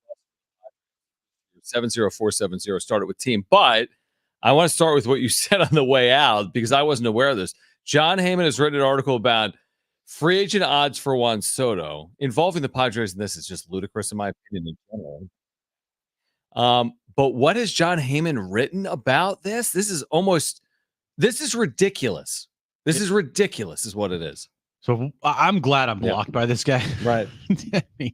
So handicapping the Juan Soto sweepstakes. I'm like, this, I wouldn't click on this until I saw what he said about the Padres. Okay, you wouldn't click on it because you're like, you're saying it's August. Why Like, are we who cares? even doing it? Isn't it the Yankees or the Mets? The odds? Yeah, I Or the mean, it best? seems like the Yankees are going to get him or like the Mets are going to get him. Where's he going to go? If he leaves the Yankees, then New York's going to riot. It seems like, I don't think he's going anywhere, but okay. So I was seeing this. And by the way, Pop up. I'm like blocked by him, so I had to see it on like a different account on the 760 account. Right, on your burner. My burner, yeah. Mm-hmm. He has the Padres with the 10th best odds at 100-1. I'm like, How is that 10th best? but that's not what. Yeah, that's not the ridiculous That's not the part. ridiculous part at all. Okay. It's what he said about why their odds are where they are. Okay. From Jon Heyman. He wrote this. He wrote this and actually published this. Okay. Had their beloved owner, Peter Seidler, lived, they'd be much higher. What kind of sentence is that? What do you mean had he lived? Like he He had Like he made a choice here? what? That is an absurdity. Honestly, that's ridiculous. It really is. Yeah, I mean that is really, really poorly worded. And to say it in that manner is so disrespectful. Isn't that disrespectful? Very disrespectful. That's view really it as being- disrespectful. I view You it that way. you can say, the ownership change has transitioned their budgetary spend potentially moving forward. Okay. That's fair. And it probably has, but to say it like had he lived, what do you mean had he lived? What are we talking about? And he has a bunch of one-liners for all these teams. Like the Red Sox, they have a lot of lot to offer. they have a lot of loot left over. No. So you're saying it's just terrible. Cubs, not exactly big spenders, 40-1. Okay. Huh? After all this, the top team is the New York Yankees, I assume, the even New though I York- don't care about what he Yeah, wrote. it's New York Yankees. But seriously, what? Had Peter Seidler lived, their odds would be better. That was his big takeaway in the odds to land Juan Soto. Yeah. Can I make it? Here's my opinion, by the way, regardless of the untimely passing of Peter Seidler. What impact does that really have on Juan Soto specifically? If this all played out the same way, everything's the same. They trade Juan Soto, Well, we they said win like this, and it's now he's been coming reported, back and Kevin told us, even Dennis was like, yeah, the plan all along was to move Juan probably Soto. move Juan Soto. Right. So if you move Juan Soto, he's then signing with the team that traded him the next offseason? No. I don't know. Sorry. That's just to say that you're like, had he That's a really lived, bad way to word it, is what it like is. he had a choice. Like, what are we doing? Ridiculous. That's ridiculous. I completely agree with that. That is ridiculous. All right, coming up in a handful of minutes, your chance to win tickets to see Def Leppard and Journey Summer Stadium Tour. Special guest is the Steve Miller Band. This will be Friday, August 30th at Petco Park. Do not call now. We will tell you when to call. There are multiple texts and chats and comments saying National League Championship Series or bust for the Padres. Remember, we just said, obviously, World Series or bust for the Dodgers. I mean, they spent $1 billion. For the Padres, is it National League Championship Series or bust right now? So this is interesting because about a month ago or so, Yeah. we We had a big argument. Argument's the wrong word. it was just a conversation Yeah, it was fun. It was honestly enjoyable, but yes, it was an argument. about making the postseason, is that good enough? And I said yes, and you're like no, and then other people backed you. I forget who. David J. Yeah. backed Oh yeah, me. me and David J like yelled at each other. Yeah. We have a bet, don't we? Me and David J. I'm like, if I win, you buy me dinner, and if you win, you buy me dinner. I don't It know. was something ridiculous. I don't even know why there would be a bet, because it's like whoever's betting against you He's would like, want I'm them to betting- fail. Yeah, exactly. And we all want them to succeed. But it is interesting now, after this stretch of games, do those expectations go up? I would change the no, after this stretch of games, as AJ Preller locked himself into 2025 regardless. That's how I see it. Well, again, John, I'm not going to say that until they make the postseason. Well, that's fine. No, that's fine. But we spent the first hour of the show saying we've turned our attention from the postseason to the division. That's fine. I'm fine with you on that. That's fine. I would say this. They win the division, lock, even if they lose in the division Right, because round. that's kind of the second round now. They're a lot. He's a lock if they win the division. Exactly. But you give him an extension. You give Schulte an extension. Everybody's. I mean, 94 kumbaya. wins. Well, okay, here's the other 94 wins, which is a red hot second half. And you get them as a wild card. And you're the wild card, top wild card, and you lose. lose to Arizona in 2 games. I don't even care. Man, that'd be You really lose. hard to change things. I don't think you change. I just don't, because I would. It'd be massively disappointing. It would be disappointing. I agree with that, because the expectations, to your point, have been raised based on their play. And I've always viewed it as how they get in. If they squeaked in with like 82, 83 wins and they lose in the wild card round, then you feel like they squeaked in. But if you win 94 games, you're not squeaking into anything. No, to me, that's not. To me, 83 wins, just making it wasn't enough. Like, if you made it at 83 wins, I would need to see them go on a run. Yeah. No, I buy that. That argument's a better argument. You get in at 94 wins as one of the top wild card teams. Then what's the argument? You miss out by a game to winning the division. I said this, when it comes to evaluating the general manager, it's based on like what happens in the regular season. Once you get to the postseason, like, it feels like it's more on the players than the GM, because the GM built the team to get there, and now the team has to come up and like, we never talk about AJ. Am I talking to myself? We never talk about AJ Preller in 2022 as the reason why they didn't get past the Phillies. We talk about like strategic moves and Bob Melvin and players then needing to step up and be better. Then why did you argue with me that they needed to win in the postseason if they get there? Because you just made the argument. You just laid it out. The premise is let the GM get you there. Yeah, but it's only if they win a certain number of games. Like, just snuck in. I got you. So if they sneak in, it's like, well, the GM, okay, he kind of did his job. But if they really, really win at a high level, because if the Dodgers, they're going to make the postseason. All right. Guess what happens if they don't win the World Series? They're not firing Andrew Friedman. They're firing Dave Roberts, or at least that's what Dodger fans would want. Dude, I know we had this conversation. This is my argument. I completely agree. And that's why I wouldn't fire AJ Preller if I was the Padres for getting in. I wouldn't fire AJ Preller for getting in if they won 94 games. But if they only won 83 games and they snuck in and they lost in the wild card round, I'd have a long conversation. Yeah, about I guess things. that's different.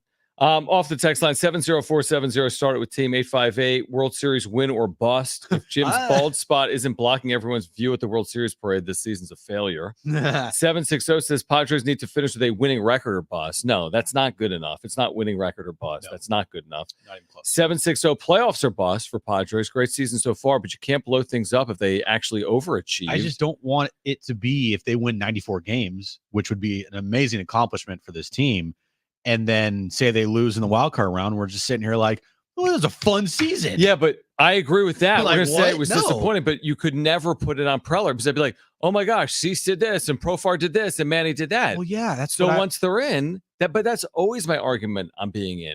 You were in. What does the general manager even do once the playoffs start? Nothing. There you go. They just do roster moves and make. There you go. And there's very little of that. The roster is set to start a series. And if you make a change off it, you're taking that player off the next round series if you advance. That's what I'm talking. Okay.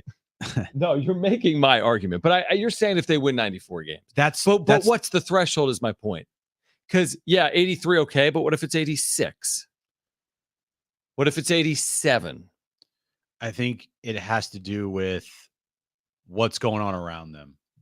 If they win 86 games and everyone else is like around that, and the Dodgers are like 99. 99 or 105 or some crazy number. They won't beat 105. They won't be. But you get my point. Yep. Then it's like you're still really far away. Yep. You win 94 games, 93 games, Dodgers win 95, say they still win the division. Then yeah, you can really look at that as a real accomplishment for AJ Preller. And to be and honestly, right now, I said it yesterday, to me, he's the executive of the year for everything that he's done this season. He's pulled all the right strings. He's made all the right moves. This season in a vacuum for him has been, I would say, probably his best. That's why he's back. Well, I'm willing to kind of, he's back. Well, one season doesn't make a executive of the year makes executive of the year. Yeah, executive of the year. Executive of the year stays. I know that, and I'm agreeing with you. And thankfully, we're not going to be at that situation where they win 83 games and they sneak in. Probably. Because that was a conversation I did not want to have.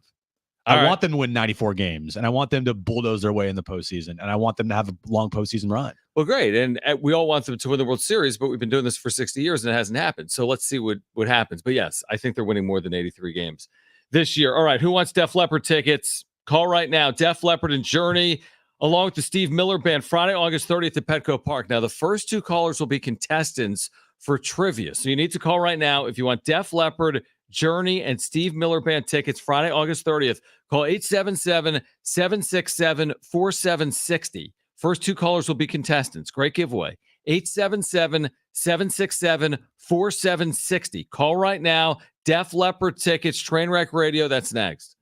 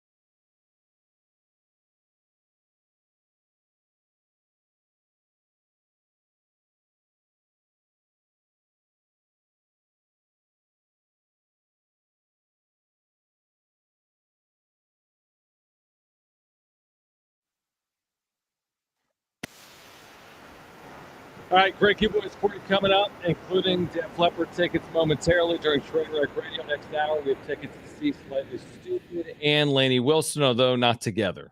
But we do have tickets for a Slightly Stupid show and a Lainey Wilson show. That would be very interesting, I'm sure. How do you think today's Trainwreck Radio is going to go, John? Yesterday was a better train wreck. than yesterday. It can't be worse, so let's get to it.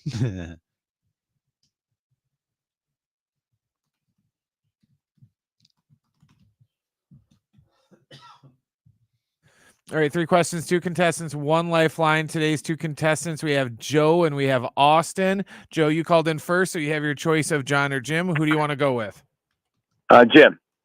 Love it. Wow. That's great connectivity right there. He sounds very good. Very good. Joe, you get me. Austin, you get John, okay? All right, let's do this. All right, let's do it. Brent, what is today's question of the day? All right, Brandon Ayuk is still a 49er for now, Jim. I have no idea what's happening. Such a holding pattern. It's so. Can someone just finalize this? I know. Something happened. So annoying. Last year, Ayuk was 7th in the NFL in receiving yards. Today's question, name anybody else that was in the top 10 in the NFL in receiving yards last year. All right. Pretty basic question. Yep. Austin, you're up first. What's your first guess? You do have a lifeline if you choose to use it. Is there any way you could repeat the question one more time, please? I apologize. Sure. Yeah, it's top 10 receiving yards from wide receivers last year in the NFL. Other than Brandon Ayuk. Other than Brandon Ayuk. Other than 49er player?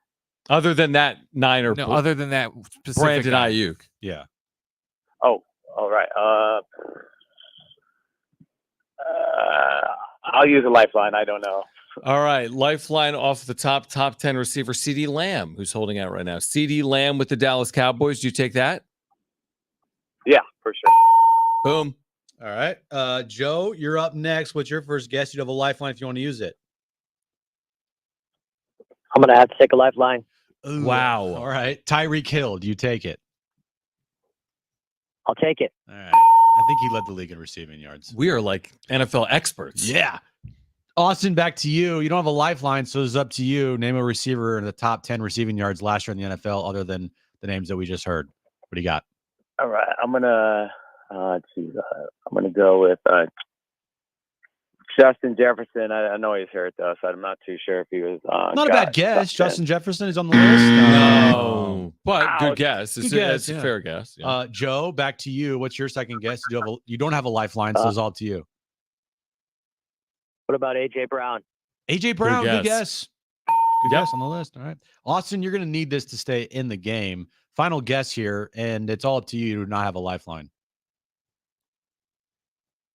Okay, let's go with I'm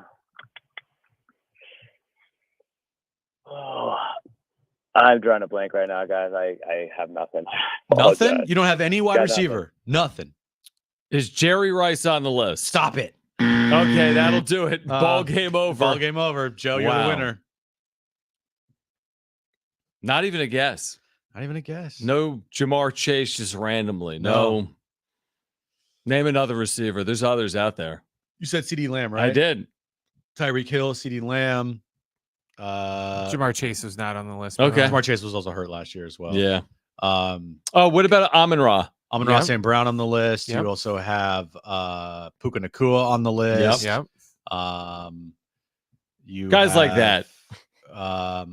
Who else on this list? Brent, what did we miss? Yeah, who's on the list? Tyreek Hill was number 1. CeeDee Lamb was 2. St. Brown was 3. Adams was on this list. No, he wasn't. Then Puka at 4. AJ Brown was 5. DJ Moore was 6. Then Ayuk. Nico Collins from Houston was 8. Mike Evans was 9. And Amari Cooper was 10. Okay. All right. Well, congratulations, because whomever won, I think it was Joe. Did Joe win? Joe, yes, you have won a pair of tickets to see Def Leppard and Journey for the Summer Stadium Tour with special guest, the Steve Miller Band. This is Friday, August 30th at Petco Park. Congrats. 2 free tickets, Def Leppard. So next hour, Jim, we have Slightly Stupid tickets. We have Lainey Wilson tickets. By the way, tomorrow from Denver, Kevin Acey will join the show. Special guest alert. Although he joins every Wow. single Friday. Wow. Are we past the point where we can ask him about Schiltgate? No. Okay. Schiltgate being he asked Mike Schilt about would it be better to have like larger leads or Yeah. I think we can ask him, right? We can ask Yeah, him. because you haven't talked to him since then. Right. Okay. Well, Kevin Acee will join us tomorrow right here on Jon and Jim as the Rockies and Padres get set for game 1. All right. On the other side, back to the surging Padres. Can they do it here in the NL West? They've gained ground twice since they last played. So the latest on the NL West, plus massive change coming to college football. We know it. The latest, though, is on the other side as well. Hour 3, Jon and Jim next.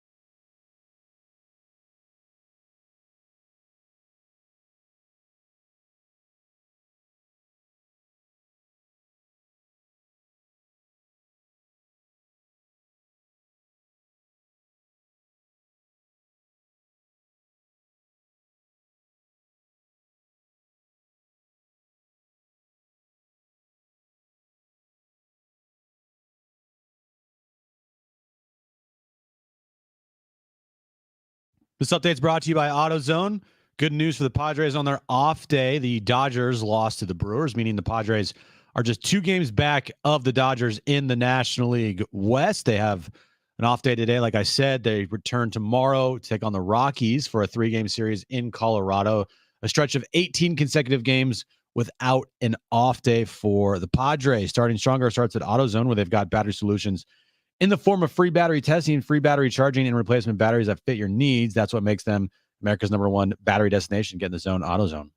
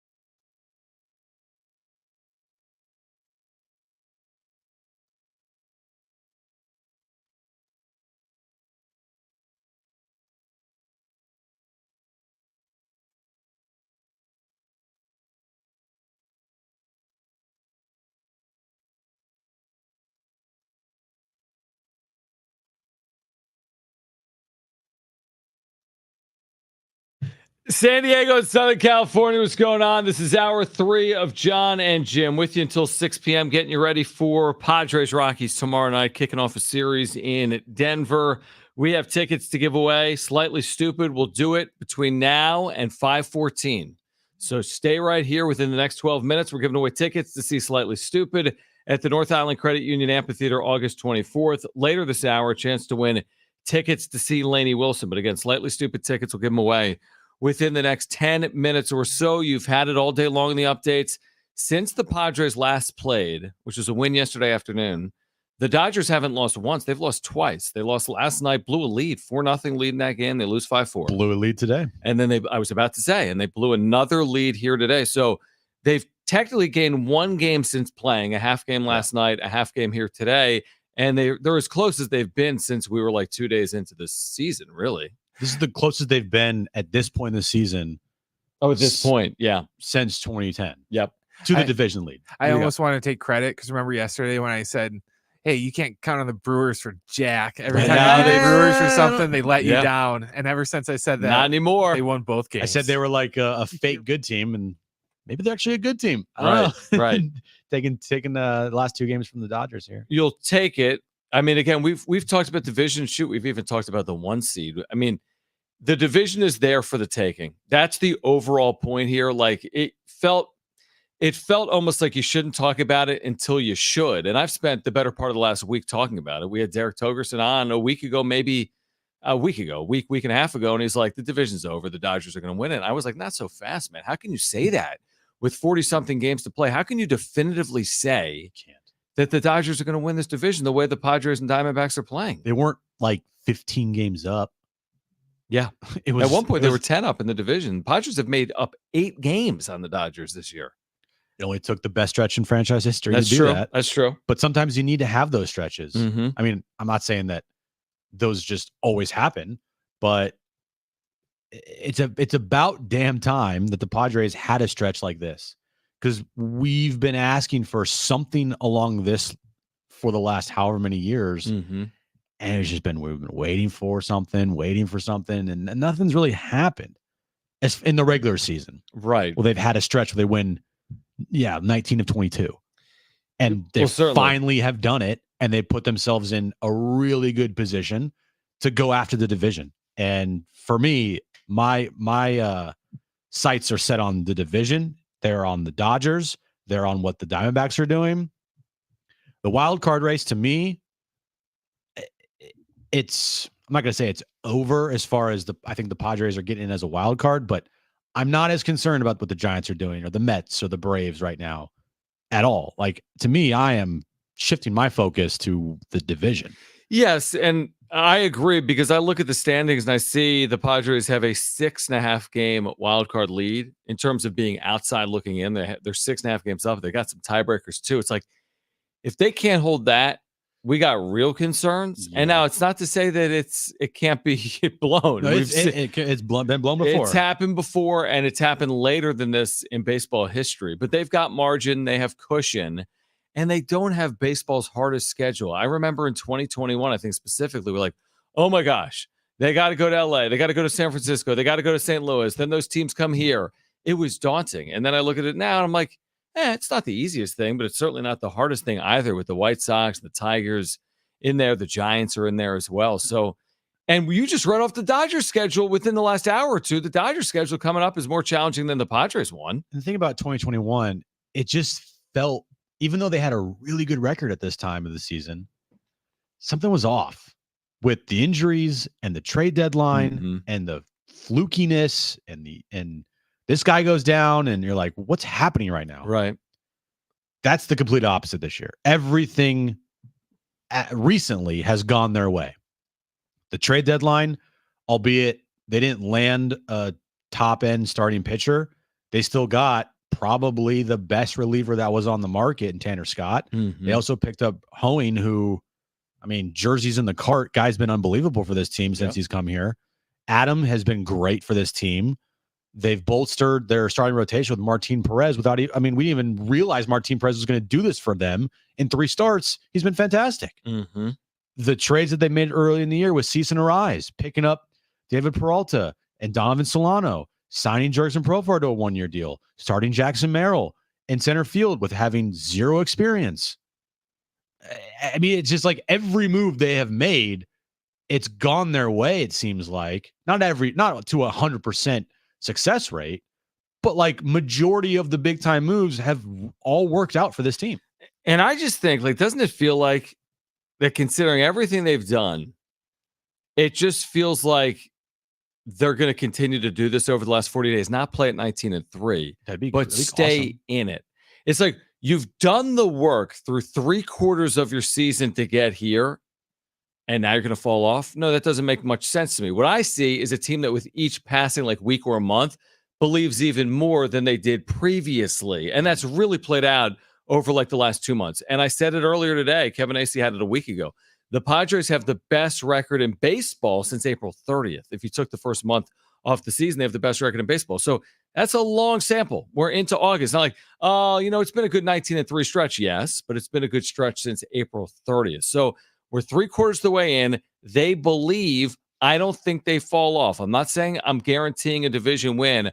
I just would be surprised if with 6 games to play, when you're playing the Diamondbacks and the Dodgers, they didn't have a chance to play for something like the top wildcard spot or potentially for the division. I'd be surprised if they were out of it at that point. And I don't know, maybe it doesn't happen, but say, they lose 3 or 4 at some stretch, which I hope it doesn't.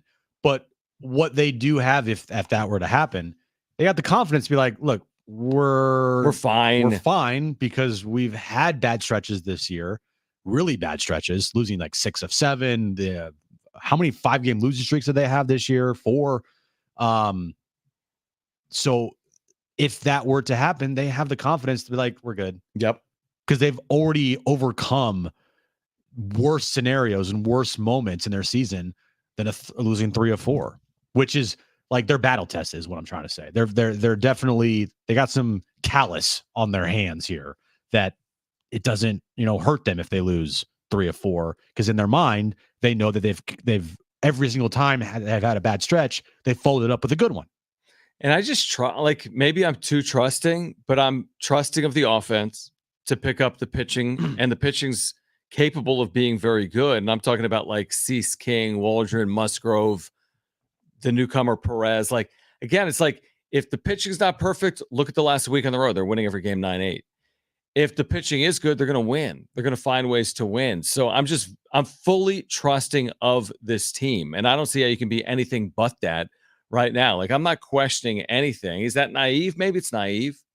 Is it too optimistic, too hopeful? I don't think so. We're not saying go buy World Series tickets. We're just saying believe, buy in, enjoy, celebrate. And if you're not, why aren't you? Because there's been a lot of years you're not believing, you're not celebrating, you're not enjoying. So now is the time, in my opinion, I think in your opinion too, to do that.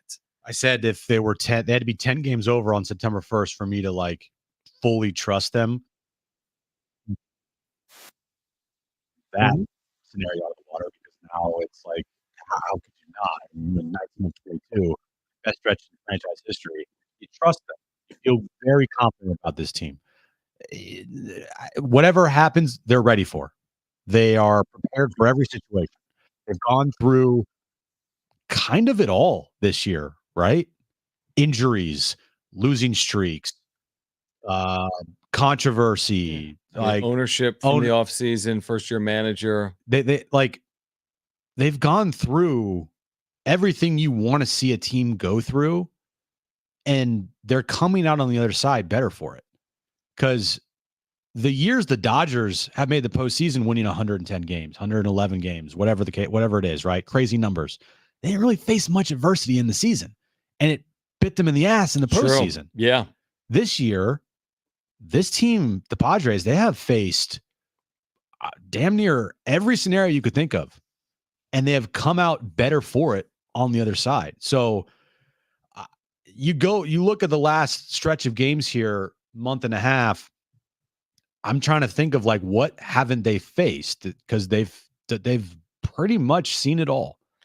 Yeah, and like I'm kind of stuck on something we said earlier, which is like, and this is probably getting ahead of ourselves, but we said earlier, and I think this is accurate, that the Padres have never had the best record in the National League. And they haven't. I looked. Yeah, okay, thank you. They've never had the best record in the National League. And right now, they're 2.5 games away from having the best record in the National League. It's crazy. Think about wild. That. In 98, you had an Atlanta team that won 106 games. In 84, you had a Cubs team that won 4 or 5 more games than the Padres. I'm sure there's another example or two where they were within 3 or 4 games of the best record in the National League. And I'm not saying they're going to have the best record in the National League. They might not. The odds are they won't, but they may. And I'm not going to be shocked based on what we've seen play out. I'm like, oh my gosh, they have the best record in the National League. Have you been watching? It makes sense based on everything we're watching every single night. And if you're out there thinking that the Diamondbacks run is this sucks because the Diamondbacks are continue to win, like, hey, look, maybe this is, I'm not going to say it's a good thing because yes, we all would want the Diamondbacks to lose and Dodgers to lose and the Padres to pull ahead, but I mean, this keeps the Padres on their toes, that's for sure. And the one thing that everybody every year at the end of the season is always worried about is getting complacent or not being tested. And then you get to the postseason and it smacks you in the face because of how quickly postseason, comes at you. And you're like, whoa, we weren't ready for this. And then all of a sudden you're down 2-0 in a series. Like, this is going to keep them on their toes.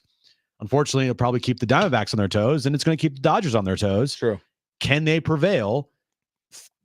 Taking on these two teams down the stretch here for the last month and a half, and can they do something they haven't done under Preller and that they haven't done in almost 2 decades? Yeah, get a division, win 90+ games, make a deep run. I mean, it's all in front of them. Yeah, it's all there. possible based on how they're playing right now. All right, we promised you tickets. This segment, we'll give them away right now. Caller 5, you're going to go see Slightly Stupid at the North Island Credit Union Amphitheater August 24th. Caller 5, great giveaway. 2 free tickets. All you need to do is call 877-767-4760. 877-767-4760 if you want 2 free tickets to see Slightly Stupid at the North Island Credit Union Amphitheater August 24th. Call right now. I mentioned it briefly earlier. Massive change all across college athletics, including college football. How could it impact San Diego State and the Group of 5? The latest from Ross Dellinger is next on Jon and Jim.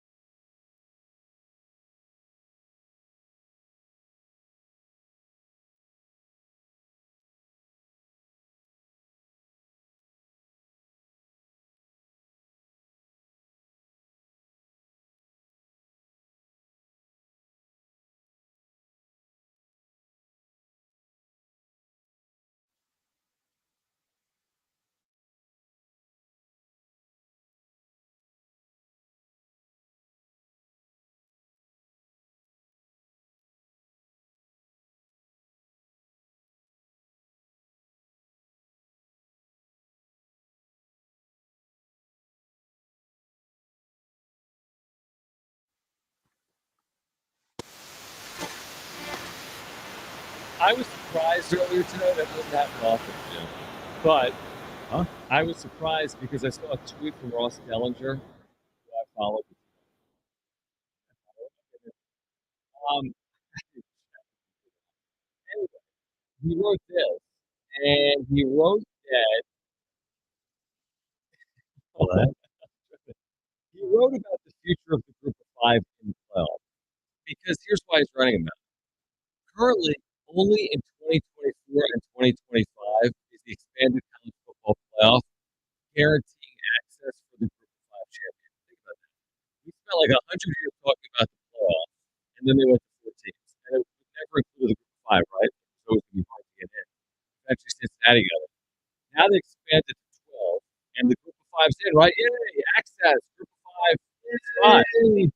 Well, here's the problem. And Russ Dellinger is writing this, and this has kind of been on the wall of is that come 2026, they could do whatever the heck they want with it. They could expand the playoff. I say they could do whatever they want. I'm just saying there's no guarantee as we sit here today the Group of Five will have access in 2026. I still think it's likely. And then what we wrote is there are discussions right now among Group of Five commissioners about having a Group of Five playoff outside of the Group of Five team that's in the playoff, if that makes sense. In fact, even a quote from Gordon Morris, friend of the show, who's been on multiple times, and the quote basically saying, not the exact quote, they're open to a Group of Five playoff. What if it's like an NIT of football? That's from Gordon Morris. It surprised me a little bit because I thought the whole goal here was to get access to the playoff and hold on to it for forever. Because if you have a path to the postseason, it's like having a path to March Madness. You never know when you're going to be St. Peter's. You never know when you can make a run. And they still have access. But I think they're considering, in addition to access, looking at a playoff to make more money. But I think it's a slippery slope because if you go to a Group of Five playoff, what if the powers that be say, oh, you've got your own playoff. You don't need access to the expanded playoff. Does it not make sense? Or are you just hearing me go? Why are you laughing? Because you're so you're so animated about this. Because I'm trying to explain it in a way that makes sense for people beyond me that consume every damn article on this topic since I'm like, 2013. what are we doing? Let me make it simple for Jim, who can't even listen to like Aaron or Bentley. Like Jim and Bentley have the same vocabulary, which is like dinner. Correct. Food. Let me make Treats. it simple. There's a playoff, Okay. Jim. It includes Group of Five, Jim. Okay. I know that, John. But it's only guaranteed for 2 years. And in 2026, it could be gone. Whatever. And Gloria Navarez is quoted as saying, what if we had an NIT of football? And I'm like, whoa. Just keep your spot in the expanded playoff and forget the NIT of football. I need you to make another YouTube channel. I have like 6 about college football playoff alignment or whatever. Just that's all I want you to do. Are we not concerned? The lines are lighting up. It's 2024, John. No, we're not concerned. It's 2024, but that means we have 2 years until. Here's my takeaway. Oh my goodness. It feels like the Power Four are trying to run away from the rest of FBS football. And we realize that. We watch how this is played out right in front of our eyes in plain sight. And I'm like, that's not reasonable to me. No one should have the opportunity to deny a team that goes like 12-0 in the regular season of a spot in the playoff. Oh, you're not good. You went 12-0, but 8-4 Tennessee is in the playoff. That was always my problem. And now there's access. And now we're like, well, in a couple of years, we'll see if that access still exists or not. All right. So here's my one question. What does this mean for LeBron's legacy? Such an idiot. What does it mean for Bronny's legacy? That too. Oh, that's a very good question as well, Brent. Bronny and LeBron. I can't answer that. No? Okay. I don't even want to have this conversation with you because it's a little. Again, are we in front of it? Sure. It's not 2020. We are. It's August 14th, August 15th, 2024. John is worried about 2026. Well, you always have to be worried about next the future. We'll handicap the 2028 Olympics. Yeah. Well, guys are telling me, we got people on telling me, oh, we traded away the farm. What about 2027? There you go. John's worried about 2027. But I'm saying people tell me that with the Padres. He traded away the farm. Okay, I won't lose sleep over it. I'm just saying that if I was in charge If I'm in charge of college I pray football, you are in charge one day. keep the group of 5 spot in the expanded playoff. I think I would lean away from a group of 5 playoff because that opens the door to eliminate group of 5 access to the playoff. Right. I don't like the NIT. Format NIT of it. football. No, you want to have an opportunity to compete for a national championship. Yes. Even if it is a complete long shot at times. Sure. You want just a seat at the table. Exactly. And yes. Having one automatic group of 5 team being in the playoffs, even if every year you get smoked, it has to be there. Like, you got to have that, because if not, then it's going to be the SEC and Big Ten Invitational. Yeah, right. Do we want it to be the NFL? I don't. There's 2 separate appetites. Sometimes you like steak, but there's days you might eat a baguette from Italy or whatever. That's a bad example, but you know what I mean? Italy are amazing. Whatever. Nutella. I love Nutella. So the NFL is great. Everyone gets it. It's the biggest sport in this country, and tens of millions watch each and every Sunday. College football ain't bad either, and we don't need to replicate the NFL with college and say AFC is the SEC, NFC is the Big Ten, and that's all that matters. College football is number 2 in this country now, right? It is. And, oh my God, not even close. Not even close. The NBA is nowhere near the popularity of college football. Nowhere near it. You're right. Sorry. So I'm just saying, why are we My bad. separating the Big Ten and the SEC from everyone else? Nobody asked for that. This right here. I know. Money. The money. I know. They make the most money. That's why everyone's going to the conferences. Why That's are you talking like this? I don't know. Going to the conferences.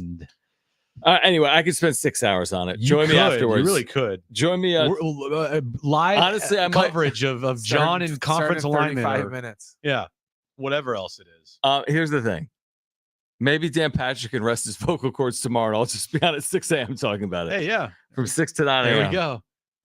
College football playoff access with John Schaefer. Yeah. 6 to 9 on San Diego. That's the new show in the morning. That's the name of it. Yeah. College football playoff access with John Schaefer. Yeah.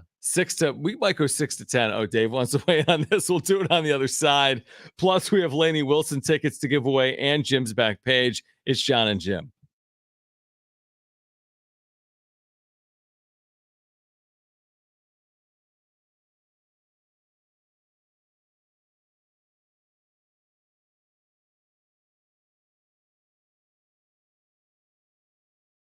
All right, hey guys, it's Schaefer, and we have great news for homeowners. We really do, with mortgage rates tanking. My friends at Loan Pronto have rates that start with a 4.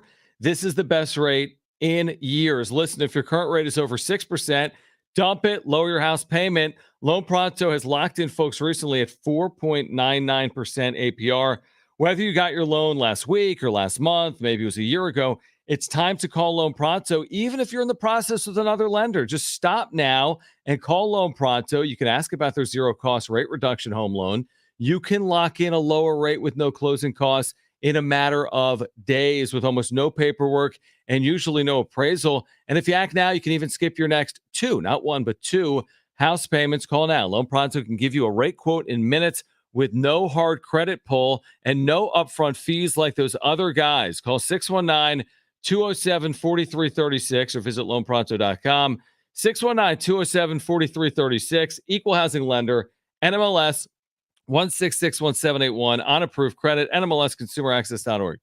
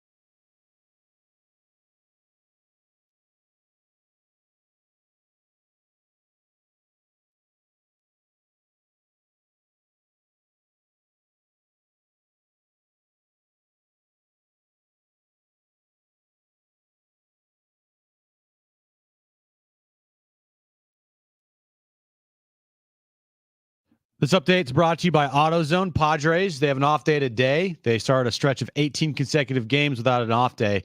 Tomorrow in Colorado, even though they didn't play today, they still won because the Dodgers lost to the Brewers, meaning the Padres are just 2 games back now of the Dodgers in the National League West. Starting stronger starts at AutoZone, where they've got battery solutions in the form of free battery testing, free battery charging, and replacement batteries that fits your needs. That's what makes them America's #1 battery destination. Get in the zone, AutoZone.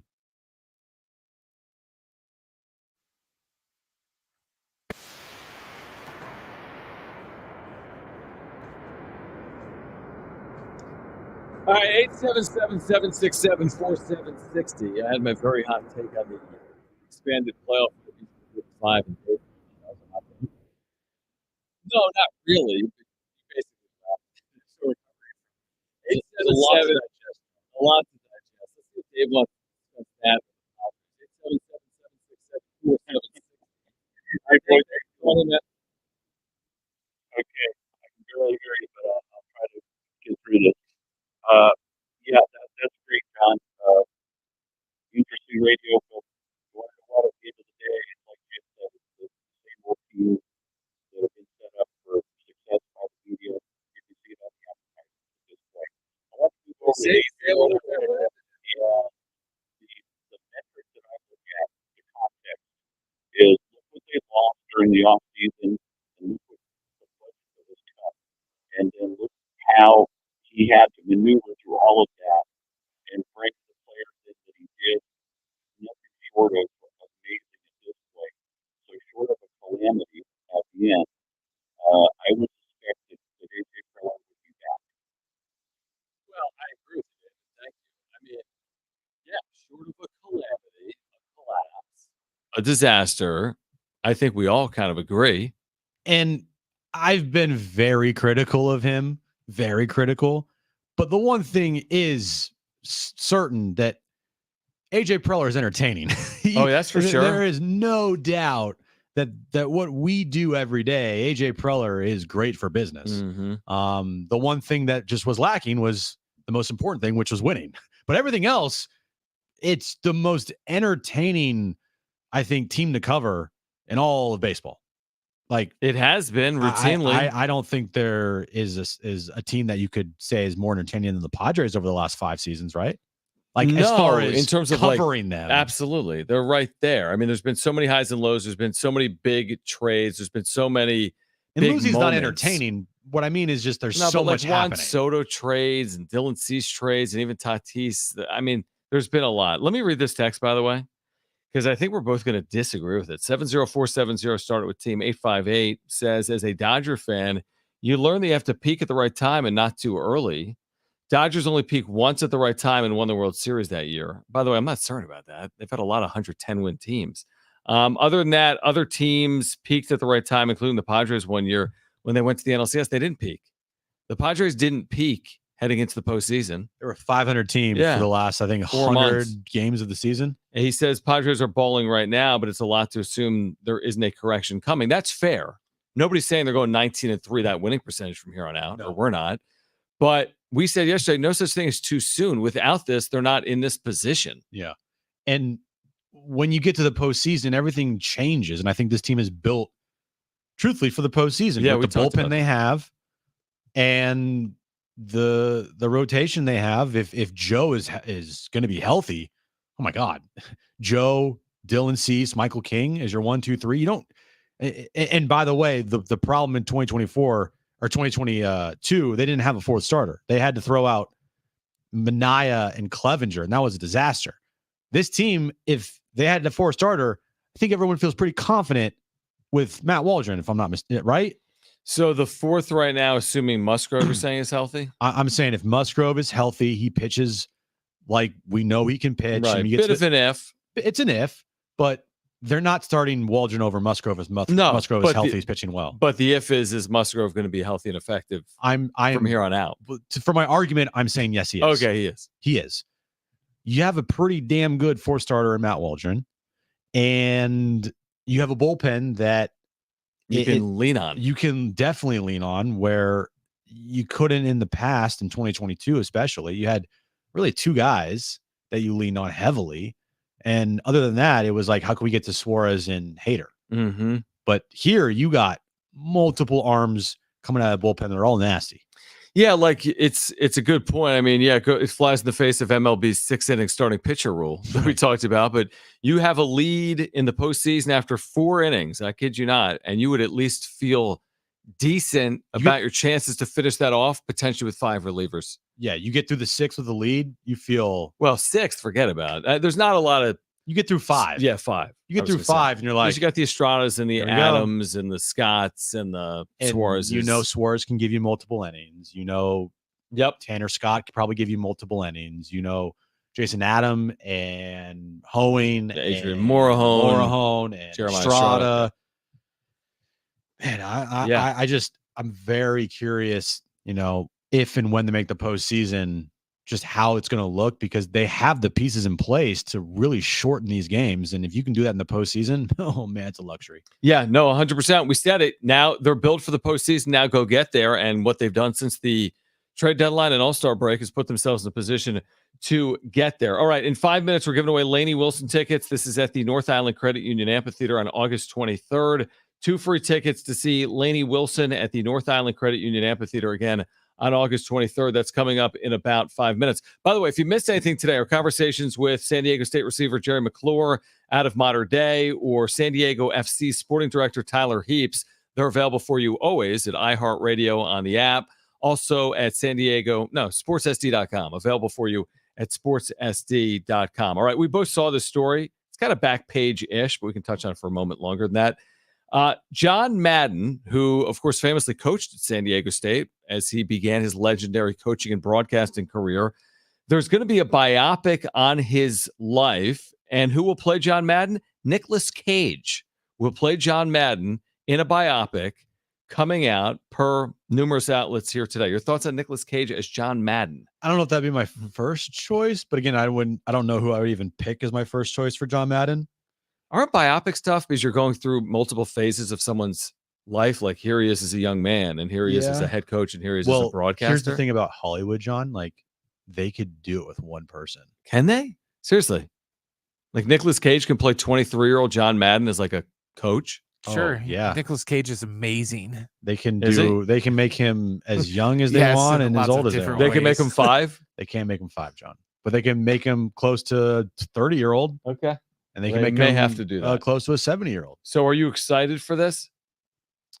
I'll need to see like pictures of what he looks like, and I'm going to see like a trailer, and I don't even know if this is going to be something that's going to come out in theaters. Like, is it like a streaming thing? Yeah, there's other people they could have picked. I just did a random Google on actors who look like John Madden, and hey, John Goodman's not doing anything right now. From True. Roseanne, he kind of looks more like Madden. Well, the problem with John Goodman, and this is no offense to John Goodman, I mean, he's kind of heavy.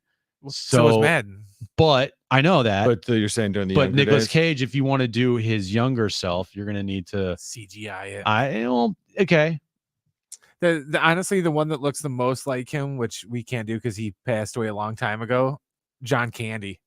Yeah. John Candy looks just like 70s. And it's, by the way, it's going to be based on his time in the 70s. Okay. Okay. But here's the other thing. Amazon MGM is backing Madden, which will be written, directed, and produced by whomever. Russell? I don't know the first name. I'm reading halfway down the article. Jim Russell. The filmmaker was reportedly considering Will Ferrell and Hugh Jackman to star in the film before Cage was cast. So considerations to Will Ferrell and Hugh Jackman. I don't know about that one. Before Nicolas Cage was cast. But I'm with you. Like, is this coming out in theaters? Where are we going? Is this going to be on Amazon? Like it's an Amazon Prime thing. Oh, it's David O. Russell. Okay. David O. Russell. Yeah. Not Jim O. Russell. Jim O. Russell.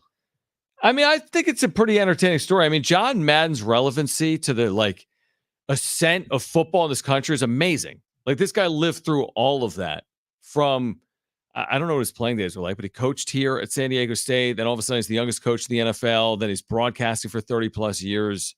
Like, he coincides with the NFL. Like, when you say Madden, you're basically saying NFL, aren't you? Yes. They're like interchangeable words. His brand is NFL. It's amazing. And it's not just because of his broadcasting career, which was a Hall of Fame career. I think it lives on because of the video game. Yes. Like without the video game, I'm not saying Madden would be forgotten, but it's like Jordan. You say Jordan, you know the Jordan brand. Yeah, you're right. Right? You say Madden, you know the Madden brand with You're the right. video game. It just lives on forever. So that's something that with Madden, it's like, yeah, he is football. I'm curious. Honestly, I am curious. To be honest with you, I'm interested in it. He's a legit director. He's Is the he? one that he did Silver Linings Playbook. Oh wow, Oh, it's good. Oh, It's a wow. good movie. Yeah. He did The Fighter and Three Kings and You don't even American know what that movie Hustle. is. and- Which one? Silver Linings Playbook. Yeah, I do. Where's he from? I know, but you don't even watch that movie. It's about He doesn't know. Oh, I didn't know. I figured he No. might just know it had a loose Eagles tie. yeah, me and Jim, Yeah, man. watched it together at that big Jim's favorite movie. I forgot. It's actually a good movie. I It's liked all right. I liked it a lot. With Robert De Niro's in it, and and Jennifer Lawrence. and Bradley Cooper's in it. just remake that. You can't remake that movie. Maybe Bradley sure they Cooper can. could have been John Madden. Maybe you could be John Madden. Yeah, anyone I guess could be John Madden. Maybe Brent could be John Madden. Apparently. Yeah, Brent could maybe. be John Madden. Brent's tall. That's not an awful casting. Yeah, No, because That'd be Madden was good. tall, right? very tall. Yeah, there you Very go. tall. You're John Madden, Brent. All Congratulations. you had to do is just scribble and go boom. Yeah, exactly. All right. Call right now if you want Lainey Wilson tickets. Caller 5, they're yours. 877-767-4760. 877-767-4760. Caller 5, 2 free tickets to see Lainey Wilson at the North Island Credit Union Amphitheater on August 23rd. We've got Jim's back page on the other side. You want those tickets? Call 877-767-4760. That's next.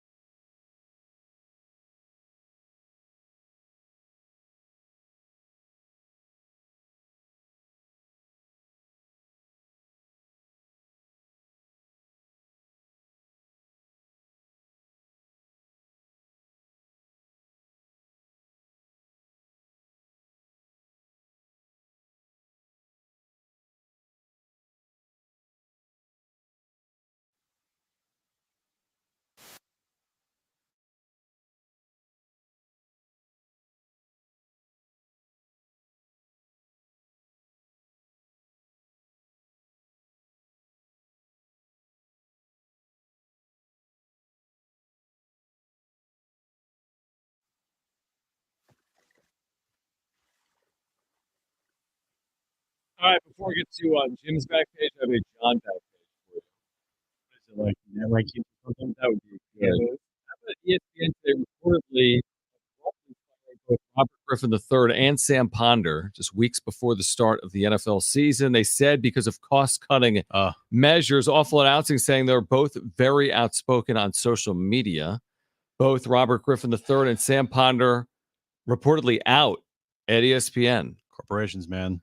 Dude, Robert Griffin III was like a star in the making, I thought. That's the way they kind of portrayed him. He was on a lot of stuff. He was, right? It felt like I saw him everywhere. I'm serious. During NFL season, yeah. NFL Countdown. Those are big roles. Like, there's only like a handful of guys doing he did it. some college football stuff as well. Yeah, he was like you? quickly on the rise. Yeah. Sam Ponder's been doing it for a long time. Very successful career. Again, it's corporations. You know how it is. Yeah, and they probably make good money. Yeah. They whenever there's an opportunity for a corporation to cost cut somewhere, they're going to do it. And unfortunately, that's what happened there. Stay tuned for the John show tomorrow. All right, let's get to it.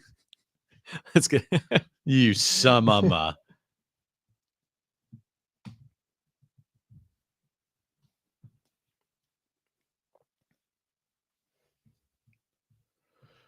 So Topps, the trading card company, as opposed to if I said Topps, would you know what I'm talking about?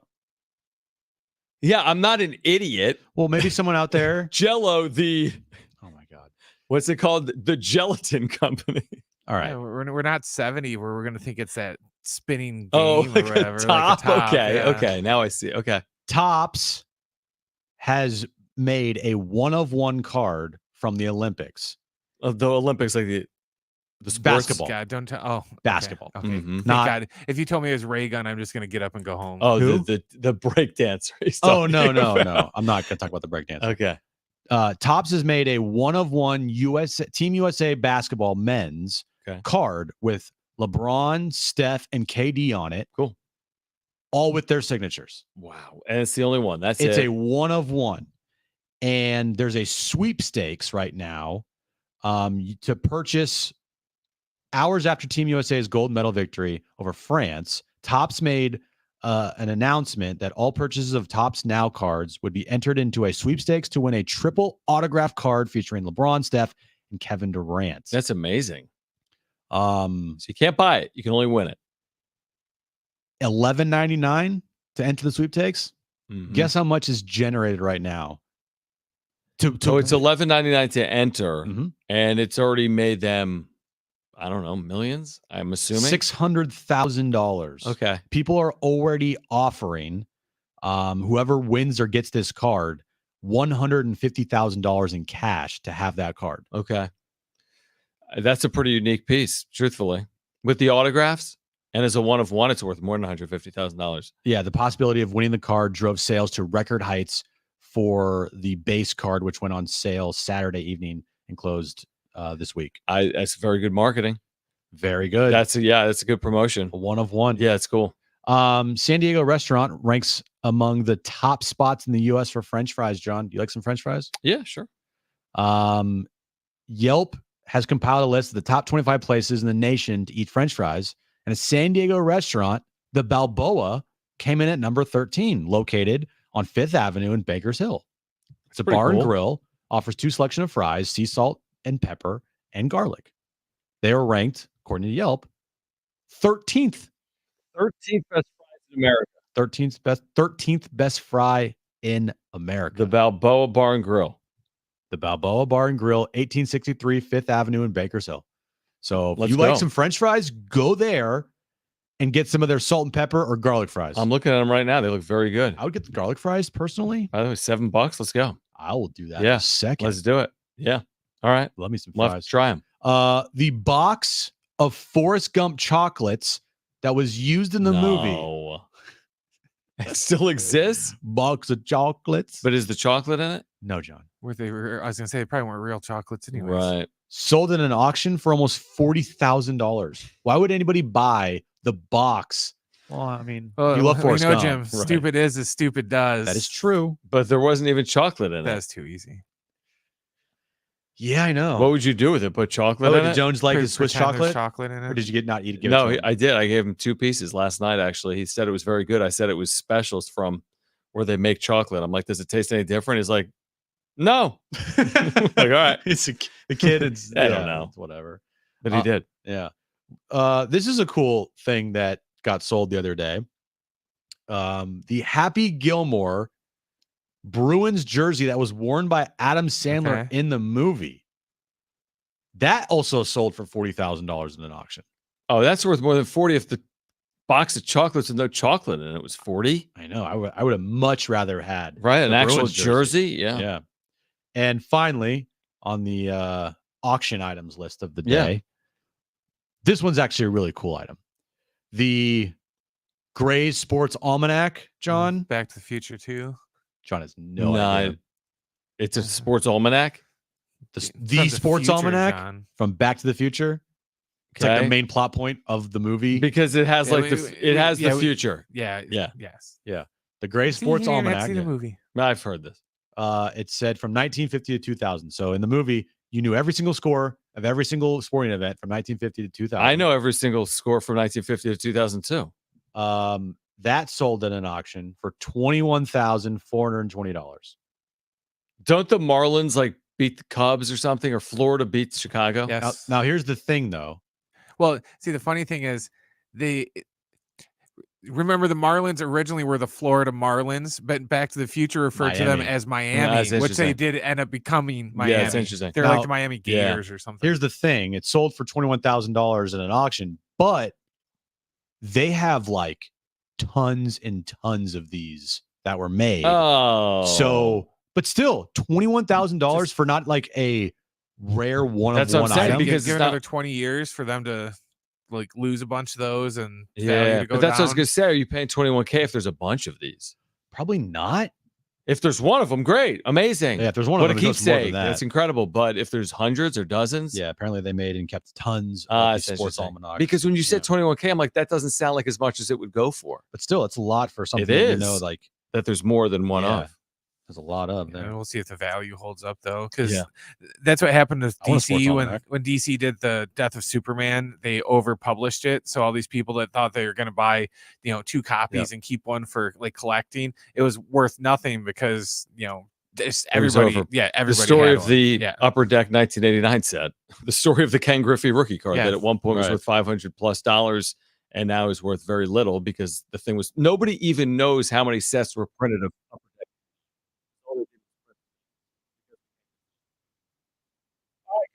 With the backstage. All right,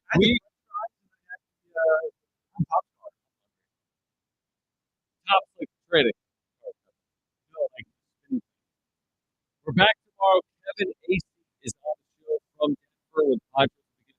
Rockies. They draw closer to the Dodgers, and they draw closer to the Dodgers. That could be the headline of the show tomorrow. I think it will. And the Padres draw closer to the Dodgers. All right, if you missed anything today, sportsfest.com, iHeartRadio app, iTunes, TuneIn Radio, or Spotify. We're on social at Jon and Jim, JONANDJIM. We're back tomorrow at 3 with Kevin Acey, for Brent, and Swish Jim. I'm Jon. Keep it here at San Diego Sports 760. Ciao. Ciao. Bella.